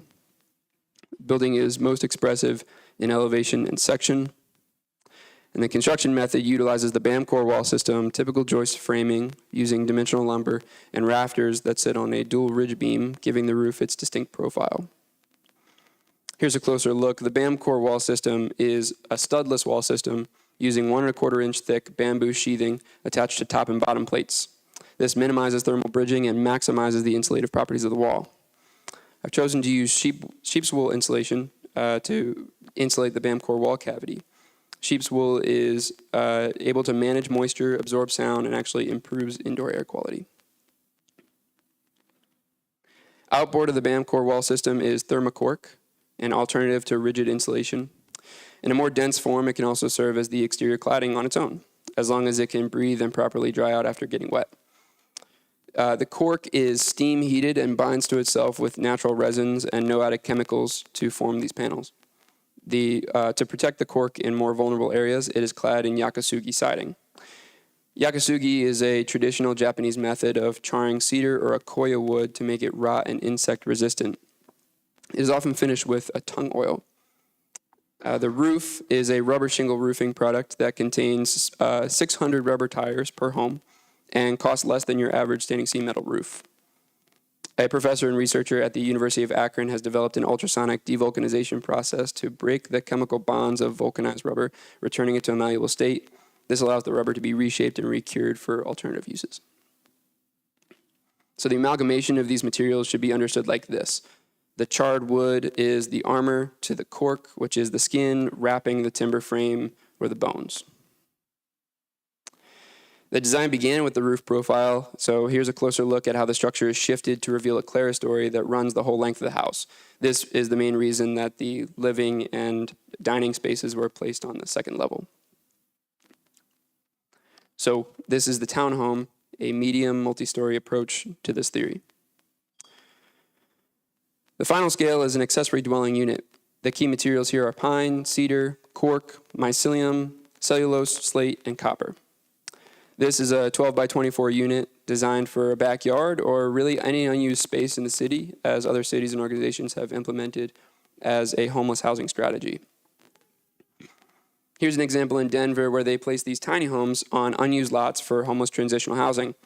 The issue with this project was that the community had to relocate anytime a developer came and bought the land that they occupied. My model is designed to be disassembled, whether it be for relocation or proper degradation at the end of its useful life. You can see in the mock wall how the framing uses wood joinery techniques, and the interior cladding, insulation panel, and exterior cladding are all attached with wood screws or hung with no nails or adhesives. And it offers a lot for its compactness. It has a full bathroom, kitchenette, Murphy bed, a loft, and a front porch. And this is where I spent most of my time when it came to the ADU, in the details, figuring out exactly how this would go together. It was an iterative process of learning and developing the design through tectonics. There were many iterations of the wall section, and the result is a light frame structure with staggered studs for continuous cellulose insulation. A mycelium panel is fixed to the frame for extra insulation. Then it's clad in cedar, cork floors, a slate roof, and it's delaminated wherever possible to show off all of these materials. Rafters and copper flashing are extended to give the roof a unique profile. Studs are used to frame a clerestory and support blocking that doubles as a ladder.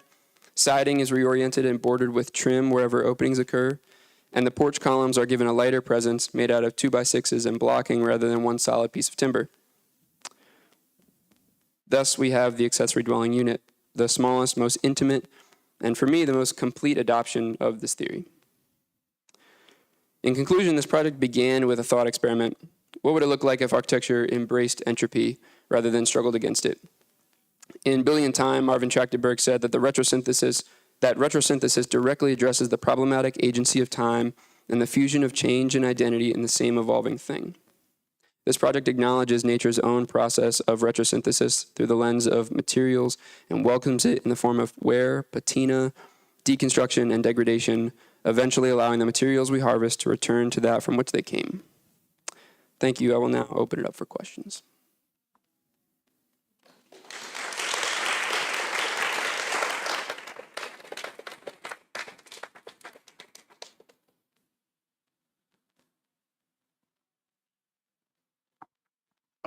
Very nice presentation and very nice drawings, and I appreciate the models and the level of thought that went into the assembly techniques, and I have no quibbles with any of that.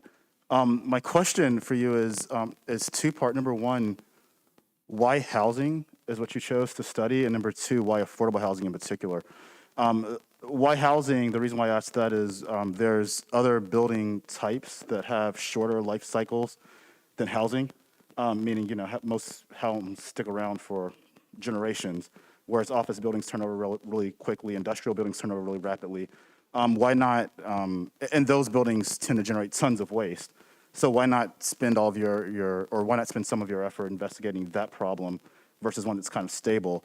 And then the second, or the sub-question is why affordable housing? Meaning architecture has a long history of experimenting on affordable housing. I'm sure you thought about this. Corbu did it most recently in New Orleans, not most recently, but certainly down in New Orleans. We see what's happening down there, and that's horrible. Isn't there some value of, if you think this is a viable solution, perhaps if you were going to do housing, would you not have done market rate housing to actually make it something that gets more economic traction and therefore might be wider adopted? Yeah, thank you for that question. It's one that I kind of anticipated to get. And to answer your first question, why housing in general, this is something that I do see being able to adapt to, especially office that you mentioned, something that turns over so rapidly and especially faces obsolescence. Housing, because it gave me the opportunity to show a variety of scales that maybe I would have to be a bit more creative in the office. Not that being more creative is a bad thing, but in the office scale, it tends to be, one scale, whereas the ADU offered me an option to dig in really deep to a small project and look at every detail and aspect of the building. Affordable housing, and you bring up a great point, testing on affordable housing certainly has a dark history, and I don't see this as testing or experimenting, but rather just best practice moving forward, or one of best practices moving forward. And I said early on in similar conversations that I think I could, take this same ethos and maybe design a house for Elon Musk, and then it could be trendy. But I didn't want to do that, and I wanted to focus on, and in the paper I delve much deeper into the social issues. I began the presentation by talking about modernism and then capitalism and its effect on building practices and building materials. And I think that it's had similar effects on social, it's had social implications as well. So that's where I wanted to take this project. But the focus is, of course, materials and methods. And there's, social benefits. I think.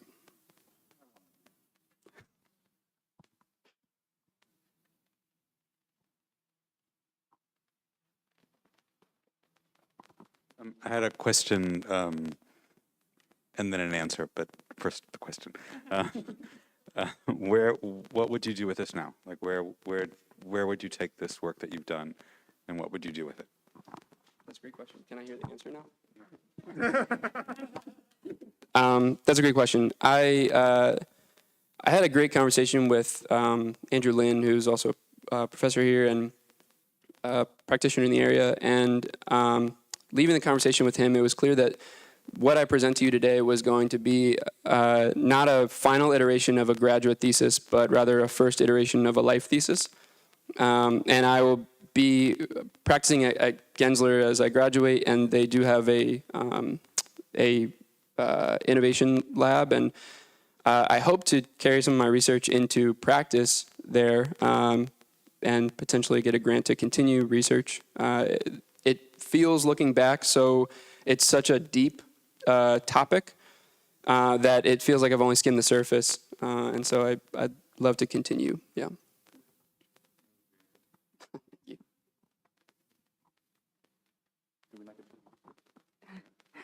Oh, did you have an answer? I do have an anecdote. Okay, go for it. So there was a thesis student at the school where I also teach, and he did a wooden flat building, which you could sell flat like IKEA furniture, and then with your car you could just pull it up and erect the structure. So there's a greenhouse for young entrepreneurs founded by the owner of a chain of grocery stores. And so he was selected, he presented, he was one of hundreds of people that presented projects for that greenhouse, I don't know how it's called in English, a greenhouse for new ideas, and started producing these fold-up houses. And the thing is, the housing, I don't know here, but the market for prefabrication is not big. And he sold one house. And so since he's an immensely creative and interesting guy, he sold the project to the wife of the man who owns the supermarkets, and they bought a property together and they created a landscape hotel with these prefabricated units. And so now he's like the poster boy for the greenhouse for innovation, and he's widely successful. He has this amazing hotel which has been published and prize winning all over the world for landscape because it's sustainable, and so he turned a thesis project into a life story, and now he's become a sort of figure, and that he's giving lectures, and it's turned into a lifestyle. About 10 years have gone by in this whole story. So what I find interesting was that his first option to market that product didn't work. So he found someplace else to apply it and turn it into a different product based on the same. So it was a continuous investigation. And the force of his personality, even as a student, he was immensely persuasive and immensely communicative and immensely capable of getting people on board.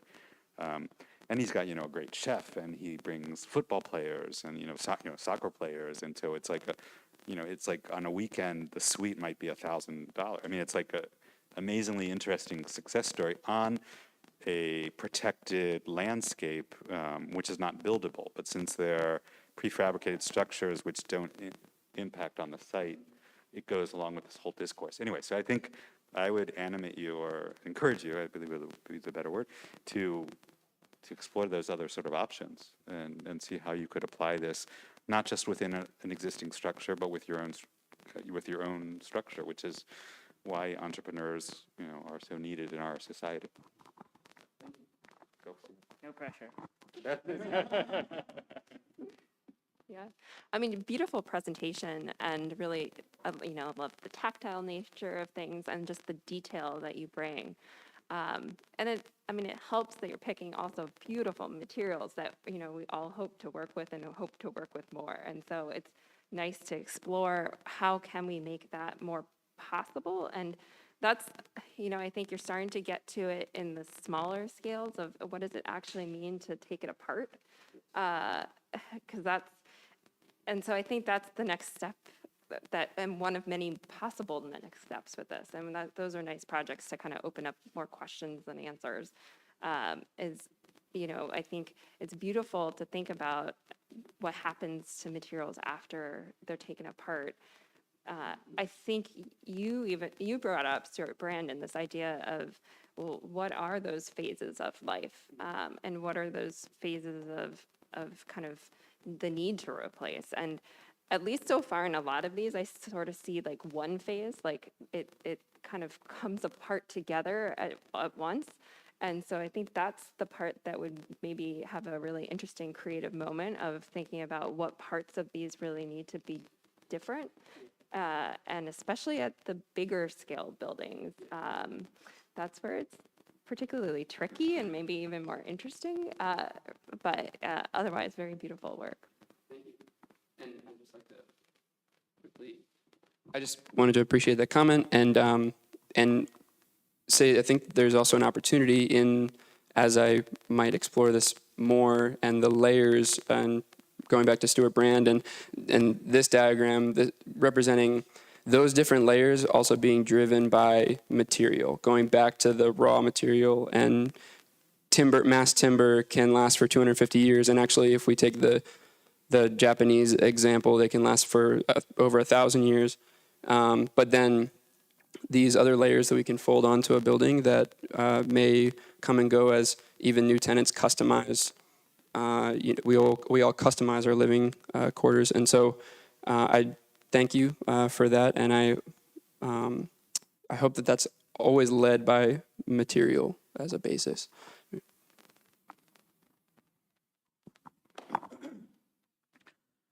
This is a really beautiful project, Ryan. I appreciate the detail more than anything. The identification of materials, some that are sort of in place now, some that are sort of on the vanguard of being used more practically. I have one question and then a comment about where you could possibly sort of add to this sort of great beginning that you have here. Since you provided so much detail in the wall sections, I have to ask if you thought about, because I see it in any of them, have you thought about sort of the membrane layer there? So thinking about water infiltration, and if you have, is there a sort of organic solution to that identified? If not, that's an area of opportunity. And then the other question is, or more of a comment, as you continue forward, I really would, as an architect that does a little bit of development myself, I really would like to see sort of a cost analysis to how some of these materials could help, again, thinking as a developer, reduce some of the cost of construction, which could help produce more affordable housing, particularly at the larger scale. I think these in introducing materials that are not as common now, but have both environmental but also economic impacts to the sort of life cycle of buildings, could really change the game for how we provide quality architecture for all sorts of people, no matter what their sort of economic background is. So if you could talk a little bit about that, that'd be great.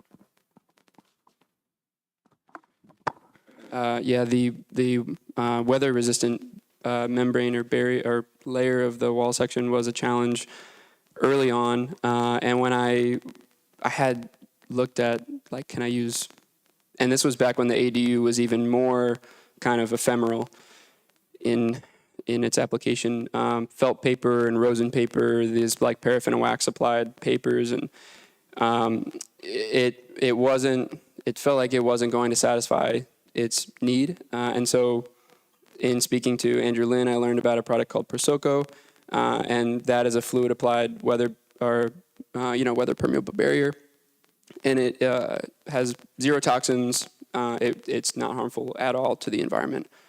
So while it won't biodegrade in the same way, it's certainly not doing the harm that other our formaldehyde soaked products will.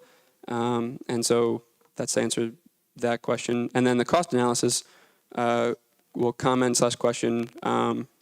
I think that's a great point, and I started to delve into that, at least with the rubber shingles I did for each of these in the wall sections. You saw the little brick, called them NASCAR logos on the side. And those are true companies and true products over here. And so that is certainly something that's feasible to delve into a little bit more. Yeah, products like bamboo that are fast growth and can be harvested will greatly cut down on costs, and cost analysis has been made to other structural materials. Bamboo, when we see it in taking the place of steel, it's been contrasted with that, but the bamboo that I passed around is just made in plywood form, and bamboo is actually, it can grow in our latitude, about up to our latitude. And so it's not, my neighbor growing up actually had a small bamboo forest. I guess it's not really a forest, but these are materials that I think we can explore more even in our local context. I'm going to go to just Esbon first. Thanks, Ryan, for your project. It's really beautifully articulated. I think there is a place where the work could advance. I appreciate in looking at this work, I'm thinking about architecture as an assembly of materials that have come together for a certain amount of time, and then you're saying that at some point they're disassembled and they dust to dust, return to the earth in some way. And it's that, it's the bookends of this process that I'm left kind of, you've left us hanging a little bit here. You kind of beautifully articulated, once we have these materials in hand, what can a talented designer do to assemble them and create kind of these, aesthetic experiences around beautiful architecture. But there's a question that I haven't heard discussed here yet, which is literally where is the sheep farm, right? Where is the bamboo grove? The myceliums coming from the UK, right? These things are traveling really long distances at this moment in time, right? When a lot of this thinking is still young in our profession, right? And that, we're accountable for the kind of carbon dioxide that's needed to move that material long distances in many cases, right? So I would assume that within this, that's embedded in your choice making of speccing this material versus that material. But I have to trust that that's implicit because you haven't made it explicit. And I wish you had, because I think there are metrics there, and there starts to be a kind of an understanding of the geography of a project as being beyond its site and beyond just, the kind of stock photo of a canyon where stuff is coming out of and then it's ending up in the other canyon. Whatever it is, it's, you and I know that's not where it's at. So I think that the bookends of this process, I think, could be unpacked to the benefit of the work and help you as the designer make choices about, well, maybe it's not going to be cork because cork on, in this mid-Atlantic region, it's got to travel too far. If we were in California, that might be different, right? So, where we are in the world helps us select what's possible here. And I think that can provide some friction here and push back on some choices, whereas right now it feels like you could just, surf the internet and find anything you want and it's all good, right? So anyway, I would encourage you to read, Keel Mo is an architect who's writing on this stuff right now. And he's written on the Seagram building in New York City, and he's unpacking all the materiality there. Where did the steel come from? Where did the glass come from, right? Because he wants to understand what is the Seagram building, not as just the thing we've always discussed in architectural history, but what is it as a fully impactful project, right? So anyway, thanks, Ryan. This is great. Thank you. And I did have to make value assessments at every step along the way. And so that was something that I struggled with or was challenged by. And so in my process, I kind of set transportation and things as variables. They change over time, and the carbon offset will change over time, and it's kind of a moving target. And so for the purpose of this, I wanted to show you guys what's out there, or explore for myself what's out there. And it's a very valid comment, and I hope it changes over time so we can take advantage of some of these other building materials. I wanted to add a couple of things. I always remember after I finished that there was other things I wanted to say. One thing I want to I think it's beautiful in an academic setting when one course leads to another thing. So I was on the Timber Studio crit jury this semester, and I thought it was very interesting, and I'm really glad to see that it also informed your project, and I think that's applause for both for you for continuing with a topic that you started in another semester, and also to Pete for keeping that spirit going. And then there's a restaurant in Madrid that's a fascinating exercise, which could be something interesting for you to think about. So it's a place called Mo de Movimiento, M-O for movement, and it was designed by a young, he just gave a lecture like actually the day before I left, and so I was thinking this sounded familiar to me, and I finally remembered. So he's a artist and artisan and thinker, and he received this commission to design this restaurant in what was an old movie theater in the center of Madrid. And it's all recycled or upcycled from the existing, so the floor slabs that were cut out are the benches. The doorknob to come in is like a piece of wire. The light fixtures are recycled fluorescent light bulbs turned into, I mean, the whole project's about this. And when he spoke about it, one of the questions, I don't remember who asked him, maybe a student, and in the question and answer period was, what do you regret using, or what would you change? And he said because he did is he took it on as an intellectual exercise in the same way that you have, where he examined each and every element used in the construction for its toxicity and for its environmental impact. And so so there's like exposed concrete floors, or it's a resin floor, and he said the binder and the resin floor, there's no way to do it without being contaminated. And so one of the things he said that he was very unhappy was the solution for the floor material, but he said, but if you poured a floor slab, he had calculated the carbon, exactly what you just said. So he had calculated the carbon footprint of each and every material. It was like fascinating, because every time you'd ask him a question, he would just pull up more and more data. And so what's cool is that then he's going around the world lecturing about this project, and it's actually the waiters are all or immigrants or orphans. I mean, it's just like, it's this whole social product, which is branding as this, it's a pizzeria. I mean, it's a pizza joint so it's fascinating how both the owner and, the developer of the project have come together in this capitalistic way to create a non-capitalistic yet at the same time capitalistic product, and the selling point or the markability of the project is all based in sustainability and social impact. So that seems to me another variant of how your project, maybe you should get involved with an NGO and do some sort of startup in that sense. So thank you for your patience. Oh, thank you.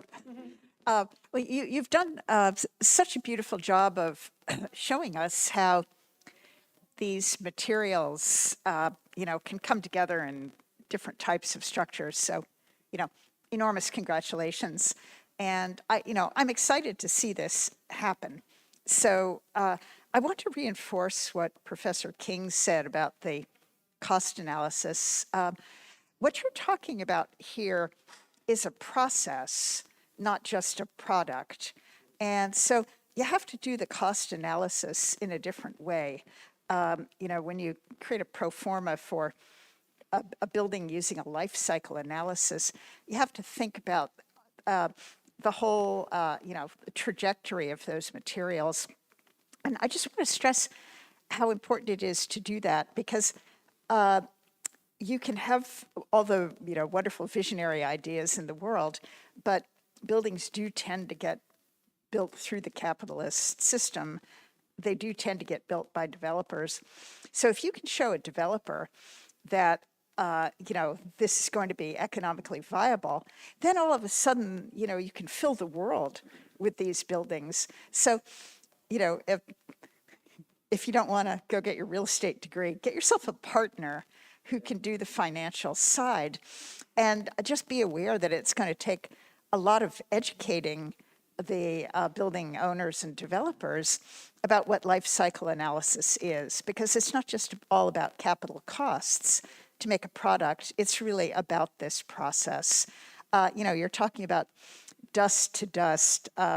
Seems like the sequel to this would be the steps along the way, right? So where do you find the dust? How does this dust come together into, the building materials? How do you assemble? You've got the piece about how you assemble the building materials. How do you disassemble them? What are the next steps in their lives? And, how long a life do these materials have before they return into the dust? So, all of that's tremendously interesting. It makes architecture much more like landscape than buildings. And, you're using a bunch of materials that come from the landscape, the mycelium, the cork, and so forth. But it's a very different way of thinking about architecture, and it's a very different way of thinking about the economics of architecture.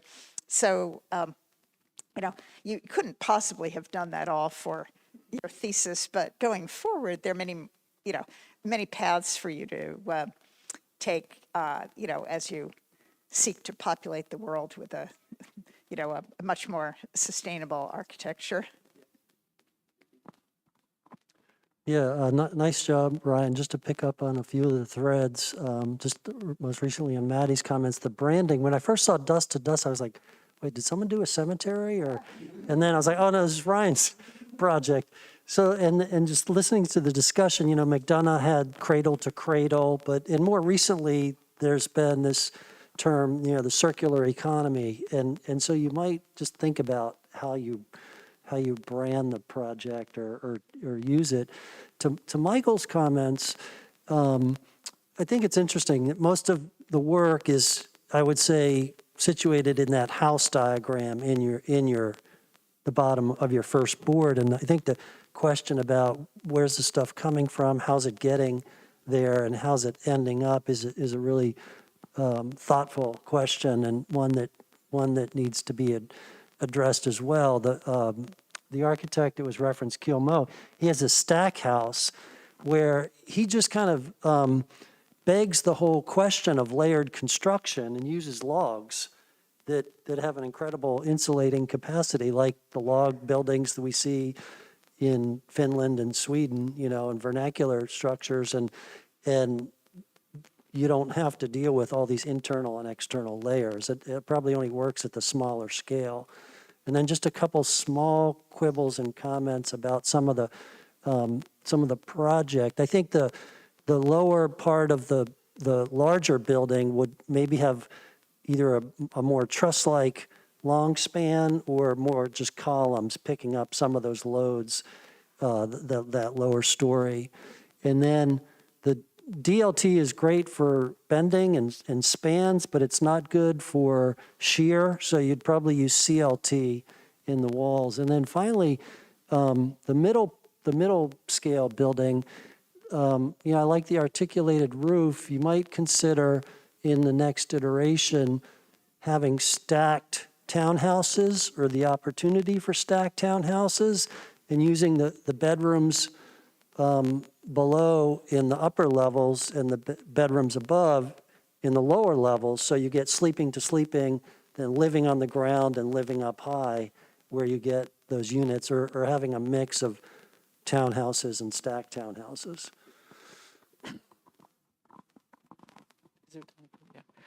Wow, this is, congratulations. A lot of great work here. And I actually, I had a thought about, for a second there, I had this, I thought it was a fully formed idea about how to offer, like, entrepreneurially, like a full, like, chain of custody, building materials as a service, so procurement, a supply, manufacture, like, and then disassembly, and then to the landfill, not the landfill, the composting. But of course, the life cycle is too long. So maybe there's a business that is sparked just that comes and gets the materials and takes them to a composting facility or something. That becomes like another part of the economy that we don't have right now. But I'm actually really curious, and I'm sure you thought about this, but maybe it's like the next level of investigation. But how do you deal with plumbing and electrical and systems in these buildings, in order to like take them apart? Yeah, originally the ADU was the furthest embrace of the theory because, as I said before, or alluded to, it was even in a more ephemeral state as transitional housing and intended to be constructed and deconstructed more regularly. And I opted for a project with more longevity. But in that model, it incorporated some all above ground mechanical and electrical, and nothing rooting the building into the ground except for the foundation, which are screw piles, and so they're removable. And I still think that would be viable for, say, the transitional housing approach, where it takes place on empty lots throughout the city, but it's also usable for backyard for, one tenant for a longer period of time, and in that case, it can be grounded. And as much as, my house still has metal fixtures and metal plumbing for the most part, and don't see that as much anymore, have issues. But yeah, that was something I teetered on and struggled with a little bit. But solar packed water heating and things like that were all solutions that came to mind that, again, were kind of thought of with the more ephemeral stage of the ADU. So.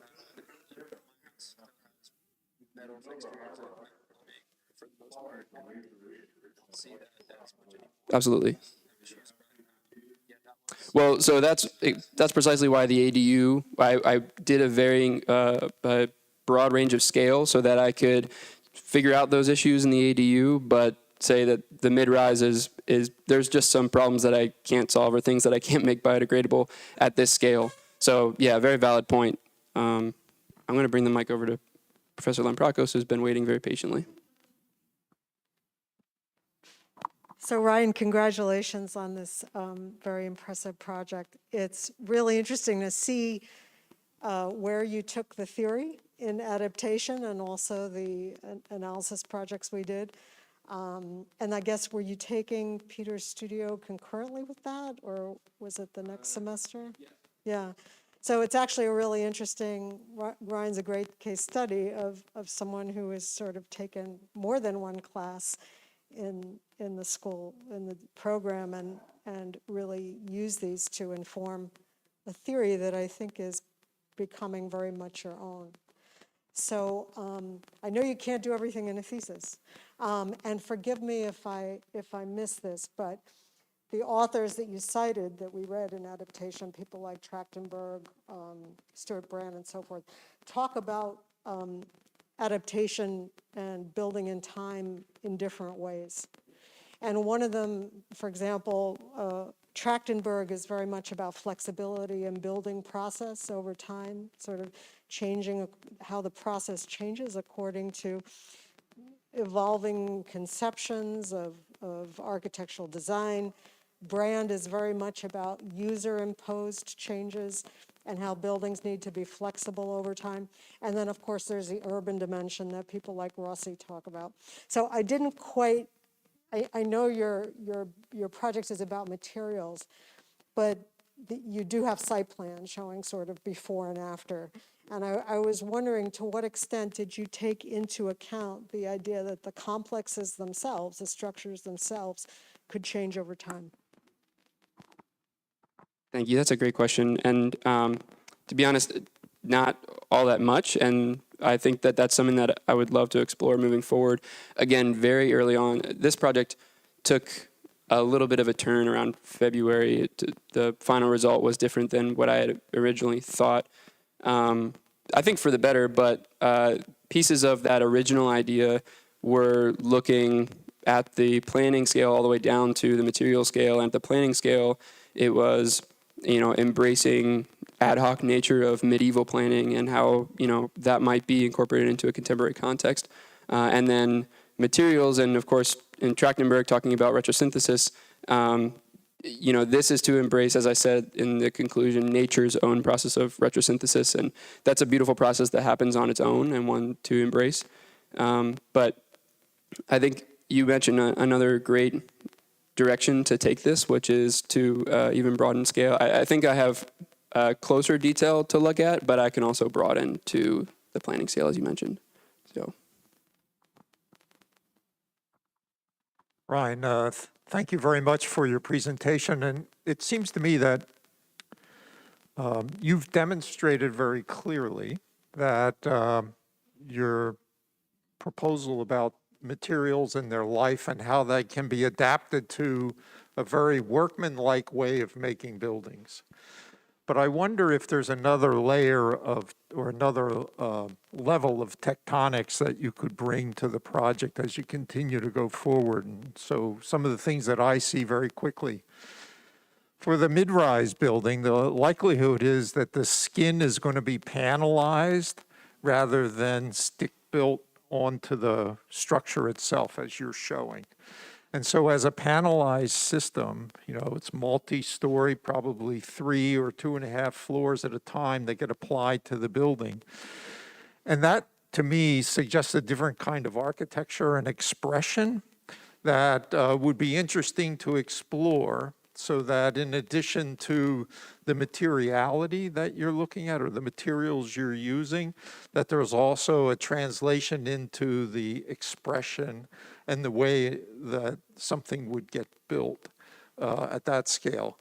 And then when I look at the townhouse, it's because you're using the bamboo, you've really taken advantage of a diaphragm and a diaphragm box, which means that it can be stacked and arranged in a different way because of its internal structure and its ability to cantilever and to not be co-located in terms of walls.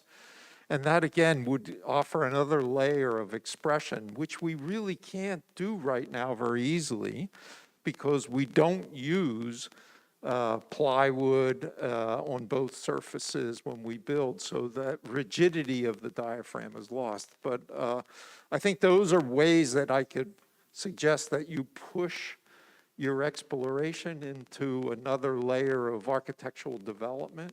But I think you should be congratulated for clearly showing how within your proposition, a average townhouse and mid-rise and ADU could be implemented, and very, very well done.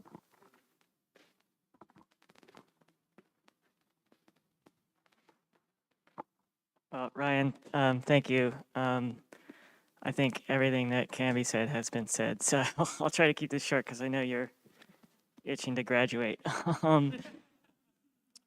But I'm a little disappointed it's not as fun as the project you did in my class, but he did a squirrel blind for my class, which was really fun. I just want to congratulate you on the brilliance of the work and the detail. I can see where you spent all of your time or most of your time this semester.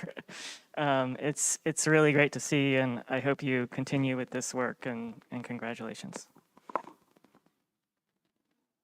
yeah, no one has context to that squirrel blind thing, but I can explain it later if you. Yeah, this is a really terrific investigation, a very nice thesis investigation there. I do recall giving you some very strange looks when you told me during the thesis round robin last fall that you wanted to look at buildings that would disintegrate or something like that. And I remember thinking, I don't want to be on that committee, I mean, Ryan's a great kid, but I don't know, this is just not me here. So, but what I really admire is grounding it in some idea that this could be an urban approach, that you can make cities out of this stuff. And maybe the argument isn't completely there, but I certainly admire the effort. I once heard Leon Creer say that in America, quantity is quality, which was a really interesting observation. And I think what he was saying is when you can build at scale, that has its own quality its own value in and of itself. That America, once we headed into a post-World War II economy, after we were building all the tanks and planes that won the war, we turned that towards the home building industry, and became this enormous scale production of things and whatnot. It strikes me that that's one thing, the comments that have been said about this, about the fact, the two things that you really want to understand is, can you build it at scale? Because if you can build it at scale, it affects the price of things, right? Because then it becomes something that you can actually afford to do. I mean, I don't know if you remember, the case study houses in this makes me think of the case study houses in the 1950s when they tried to sort of have mass production middle-class houses for the middle-class modern houses and things. And of course, it never took off. They became rarefied things because there was never an idea about how building at scale could happen with things like that. They each became rarefied things. The other thing that I think is an important thing that you would want to think about is, durability in cities and in urban environments, oftentimes, it doesn't have to do with how much something doesn't change. It has to do with how much something can change and how much it can be adapted to new conditions. So I really think Michelle's point about that is a really good one, which is that part of the test of this would be not that it goes back to nature, it could, but does it have enough durability to make it have that value as well? And that would be, I think, a really important metric for it. But really, I love the three scales you're dealing with and the idea that it's part of a urban thing, and your research looks really top-notch. Really kudos to you. Terrific. So by contrast, when I met Ryan at the thesis match and he said that he wanted to design buildings that disintegrated, I said, I'm in. And the thesis has stayed true to that. Peter said work on your branding, but Ryan actually has embraced that branding and has loved to tell people this idea to kind of get that shock value, to get their attention, to say, we need to build like this. We can't continue building in the ways that we have been building. So I think it's a really rich thesis topic, and it's been a really fun journey to go on. It's been so rewarding because Ryan didn't know where this was going. He didn't imagine what he would be standing in front of. And so it's been an ever-evolving idea to figure out what are those metrics, what are those questions that Ryan's asking in order to evaluate the decision-making process. And Ryan has been unrelentlessly determined to figure out all of this stuff. It's not like he was, designing innovative wall sections before this thesis started. So it's been a constant research and design process throughout. And I think one of the greatest things, many of you have mentioned this because you see your seminar, you see your thesis, or you see your studio in this work, is that it's a true collection of the Bachelor of Science in Architecture and the Master of Architecture program right here on the wall. We see the seminars, we see Architecture 600, we see 601, we see 700, I see some 403, so it's really great to see all of that work come together. So congratulations and thank you.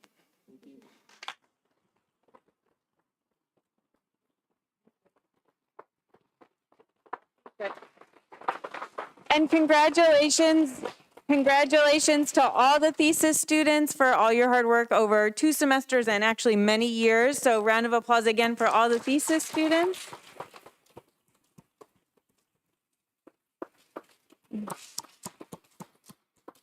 I should have done this as one big round of applause, but also thank you to the jury and the faculty for mentoring the students and for giving the feedback. We really appreciate you spending hours and hours with us to talk about the work. These conversations, I think, spark lifelong thesis projects in students, spark future theses, so it's really meaningful and important, and the work goes on. So congratulations to the students. Thank you to everyone. And if you are a member of the graduate faculty, we can go upstairs. Have a great weekend, everyone.